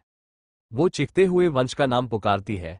वही वंश मीटिंग रूम में बैठा हुआ था। उसके सामने क्लाइंट थे। आज की पहली मीटिंग थी। वो बड़े मेहनत से मीटिंग कर रहा था तभी अचानक से अपने दिल में बेचैनी उठने लगती है। वो तुरंत अपनी जगह से खड़ा हो जाता है और बिना कुछ बोले मीटिंग रूम पर बाहर निकल जाता है। वंश का ये रवैया क्लाइंट को बिल्कुल भी पसंद नहीं आता है। यहाँ नायरा चीख रही थी तभी कोई साकेत को पीछे से एक लात मारता है जिससे साकेत फर्श के दूसरी तरफ जा गिरता है। नायरा जब सामने की तरफ देखती है तो उसके सामने आदित्य और ईशा खड़े थे। आदित्य साकेत के पास आकर उसका कॉलर पकड़कर उसे खड़ा करते हुए बोलता है, साले तेरी हिम्मत कैसे हुई नायर को छूने की। ईशा भी जल्दी से नायरा के पास आ जाती है और उसका हाथ पकड़कर उसे खड़ा करती है। नायरा ईशा के गले लगकर रोने लगती है। ईशा गुस्से में साकेत की तरफ देखकर बोलती है, तुम्हारी इतनी हिम्मत कि तुमने अपने गंदे हाथों से नायरा को छुआ, आदि मारो इसे। आदित्य साकेत को मारने लगता है। साकेत भी अपने बचाव में उसे मार रहा था। वो आदित्य को जोर से धक्का देता है जिससे आदित्य दीवार से जा टकराता है। साकेत अब बहुत ज्यादा घबरा गया था क्योंकि वो बुरी तरह फंस चुका था। वो केबिन का दरवाजा खोलकर जैसे ही बाहर की तरफ जाता है तभी वो वंश से टकरा जाता है। वंश केबिन के अंदर ही आ रहा था और उससे टकराने से साकेत पीछे की तरफ हट जाता है। वंश साकेत की ऐसी हालत देखकर हैरान हो जाता है। वो फिर नायरा की तरफ देखता है। नायरा ईशा के गले लगकर रो रही थी। आदित्य भी खुद को संभाल चुका था। वो जल्दी से साकेत के पास जाकर पीछे से उसका शर्ट पकड़कर उसे वापस केबिन के अंदर धक्का देता है। वंश भी केबिन के अंदर आ जाता है और केबिन का दरवाजा लगाते हुए बोलता है, ये सब क्या हो रहा है। नायरा वंश की आवाज सुनकर जल्दी से उसके पास आकर उसके गले से लग जाती है। वंश नायरा के रोने से घबरा गया था। वो उसके बालों में अपना हाथ फेरते हुए बोलता है, क्या हुआ बेबी, तुम रो क्यों रही हो, और आदित्य तुम साकेत को मार क्यों रहे हो, यहाँ हो क्या रहा है, कोई मुझे बताएगा। नायरा रोते हुए वंश को अपने गले में बाइट का निशान दिखाती है। वंश जब उसके गले में बाइट का निशान देखता है तो गुस्से में उसके हाथ की मुट्ठी कस जाती है। उसकी आंखों में गुस्सा उतर आया था। वो नायरा का चेहरा अपने हाथ में थाम कर बोलता है, किसने, क्या है। नायरा रोते हुए साकेत की तरफ उंगली से इशारा करती है। वंश का गुस्सा अब 7वें आसमान पर पहुंच चुका है। वो साकेत के पास आकर उसका कॉलर पकड़ लेता है। साकेत उसकी आंखों में देखकर ही बुरी तरह कांपने लगा था। वो फिर घबराते हुए बोलता है, सॉरी गलती हो गई, प्लीज एक लास्ट मौका दे दीजिए। उसका इतना ही बोलना था तभी वंश का एक घुसा उसके मुंह पर पड़ता है जिससे साकेत का सर दीवार से जा टकराता है और उसके मुंह से खून का फवारा निकल जाता है। वंश फिर से उसके पास जाकर उसे बुरी तरह मारने लगता है। आदित्य, ईशा और नायरा तीनों वंश को साकेत को मारते हुए देख रहे थे। कुछ देर के बाद वंश ने साकेत की हालत खराब कर दी थी। साकेत अधमरा सा हो गया था। उसके शरीर से खून निकल रहा था। वंश फिर अपना गन निकालकर लोड करते हुए बोलता है, आज मैं तुझे जान से मार दूंगा। नायरा ये देखकर तुरंत वंश के पास आती है और उसका हाथ पकड़कर बोलती है, नहीं वंश, तुम उसे मारकर अपने हाथ खराब मत करो, इसे पुलिस के हवाले कर दो। नायरा की बात सुनकर वंश उसे अपने गले से लगा लेता है। नायरा भी उसके सीने में अपना सर छुपा लेती है। वंश फिर से साकेत की तरफ देखता है और अपने गन की सारी गोली उसके सीने में उतार देता है जिससे कुछ ही सेकंड में साकेत की मौत हो जाती है। वंश की गन से आवाज बिल्कुल भी नहीं निकला था, इसलिए नायरा को बिल्कुल भी पता नहीं चला था कि साकेत मर चुका है। वंश फिर आदित्य को इशारा करता है तो आदित्य साकेत की लाश को वहां से ले जाता है। ईशा ये सब देखकर बहुत घबरा गई थी। कुछ देर के बाद नायरा वंश के सीने से अलग होती है। वंश फिर उसके होठों को अपने होठों से चूम लेता है। शाम का समय। वंश और नायरा घर के अंदर आते हैं। नायरा सीधा अपने कमरे में चली जाती है। तभी संध्या जी वंश से पूछती है, क्या हुआ इसे, आज तो ऑफिस का पहला दिन था इसका, पर इसका चेहरा मुरझाया हुआ सा लग रहा है, कहीं तुम दोनों के बीच झगड़ा तो नहीं हुआ ना। वंशई, कोई बात नहीं है माँ, हम दोनों के बीच कोई झगड़ा नहीं हुआ है। ये बोलकर वह भी नायरा के पीछे कमरे में चला जाता है। नायरा बेड पर बैठी हुई थी और साकेत के बारे में सोच रही थी, तभी वंश उसके बगल में आकर बैठ जाता है और उसके कंधे पर अपना हाथ रखकर प्यार से बोलता है, क्या हुआ जान, क्या सोच रही हो? नायरा उसकी तरफ देखकर धीरे से बोलती है, मैं कुछ भी भूल नहीं पा रही हूँ, बार बार वही सब मेरा दिमाग में घूम रहा है। अगर सही समय पर आदित्य और ईशा नहीं आते तो पता नहीं आज क्या हो जाता, मैं फिर तुम्हारे लायक नहीं रह पाती। वंश वह मेरे साथ जबरदस्ती करने की कोशिश कर रहा था। ये बोलकर वो अपनी नजरें झुका लेती है, तभी वंश उसका चेहरा अपने हाथ में थामकर उसकी आंखों में देखते हुए बोलता है, नायरा तुम ऐसा क्यों बोल रही हो कि तुम मेरे लायक नहीं रह जाती? मैं तुमसे प्यार करता हूं ना कि तुम्हारे जिस्म से, और अगर तुम्हें कुछ हो भी जाता ना तब भी मैं तुम्हें अकेला तो बिल्कुल नहीं छोड़ता, तुम्हारा साथ देता। खैर अब उस साकेत के बारे में सोचकर अपना मूड मत खराब करो। नायरा पर तुमने उसे पुलिस स्टेशन भिजवा दिया था ना, वह जेल में तो है ना? वंश, हाँ मैंने उसे ऐसी जगह पहुंचा दिया है कि अब वो वहां से कभी भी वापस नहीं आ पाएगा। ये बोलकर वह नायरा को अपने गले से लगा लेता है। आधे घंटे बाद आशीष जी घर के अंदर आते हैं और वंश को आवाज लगते हैं। वंश नायरा के साथ कमरे में था। आशीष जी की आवाज सुनकर वह नायरा की तरफ देखकर बोलता है, बेबी मैं अभी आया, तुम कमरे में ही रहना। नायरा उसकी बात सुनकर अपना सर हिला देती है। वंश फिर नीचे आ जाता है। आशीष जी उसे देखकर बोलते हैं, नायरा कैसी है और आज ऑफिस में क्या हुआ था? आशीष जी का सवाल सुनकर वंश हैरानी से बोलता है, कुछ नहीं पापा, ऑफिस में क्या होगा, और नायरा बिल्कुल ठीक है। आशीष जी गुस्से में बोलते हैं, झूठ मत बोलो, मुझे सब पता चल गया है, भले ही तुम मुझे ना बताओ पर मुझ तक सब बात पहुंच जाती है, बताओ क्या हुआ था ऑफिस में? आशीष जी की आवाज सुनकर संध्या जी और सुरेखा जी भी आ चुकी थी। वो दोनों भी वंश की तरफ देखने लगती है, उन्हें भी समझ में नहीं आ रहा था कि आशीष जी क्या बात कर रहे हैं। आशीष जी का सवाल सुनकर वंश उन्हें ऑफिस में हुई सारी घटना के बारे में बता देता है। वंश की बात सुनकर सुरेखा जी और संध्या जी दोनों हैरान हो जाती है।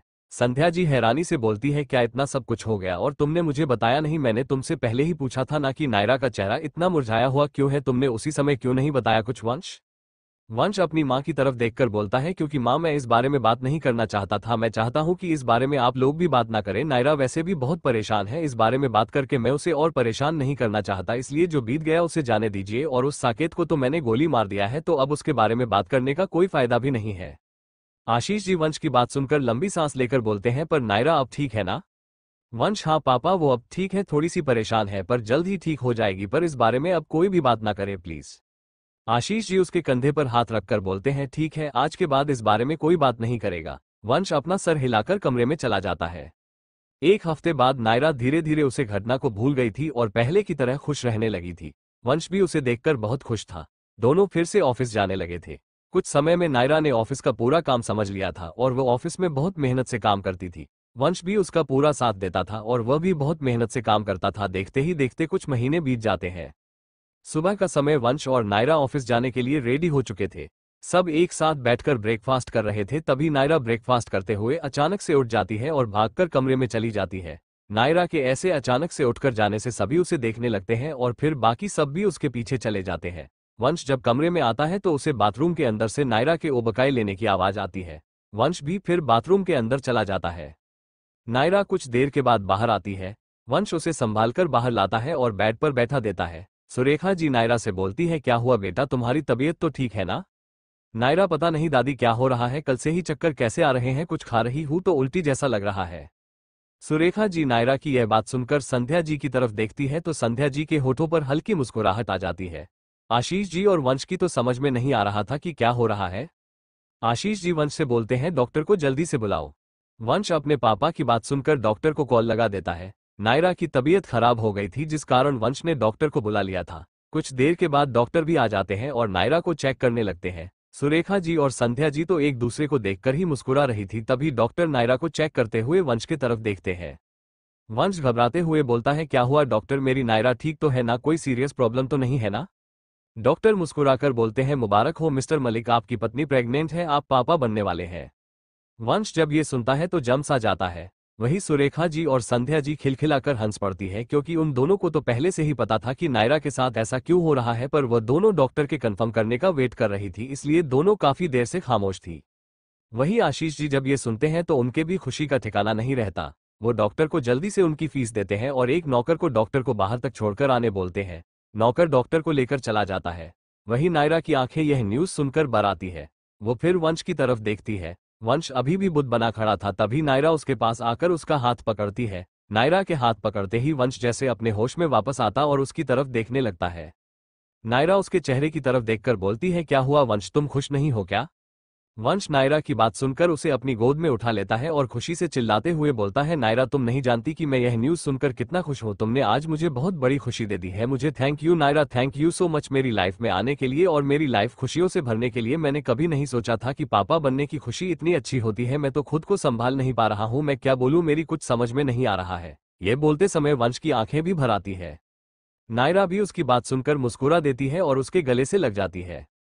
1 महीने बाद नायरा की प्रेगनेंसी की खबर ने सबको बहुत ज्यादा खुशी पहुंचाई थी।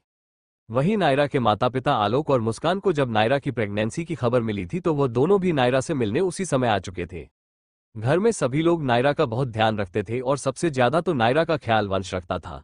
वो ऑफिस का सारा काम अब घर से ही करने लगा था। यहाँ तक कि उसने तो पूरा कमरा बच्चों के खिलौने और फोटो से भर दिया था। संध्या जी और सुरेखा जी भी नायरा के खाने पीने का पूरा ध्यान रखती थी और आशीष जी भी शाम को जल्दी घर आ जाते थे और नायरा के साथ घंटे बैठकर बातें क्या करते थे। अब नन्हे मेहमान के आने का इंतजार सभी कर रहे थे और देखते ही देखते 9 महीने पूरे हो जाते हैं। 9 महीने बाद अस्पताल नायरा को सुबह ही लेबर पेन स्टार्ट हो चुका था।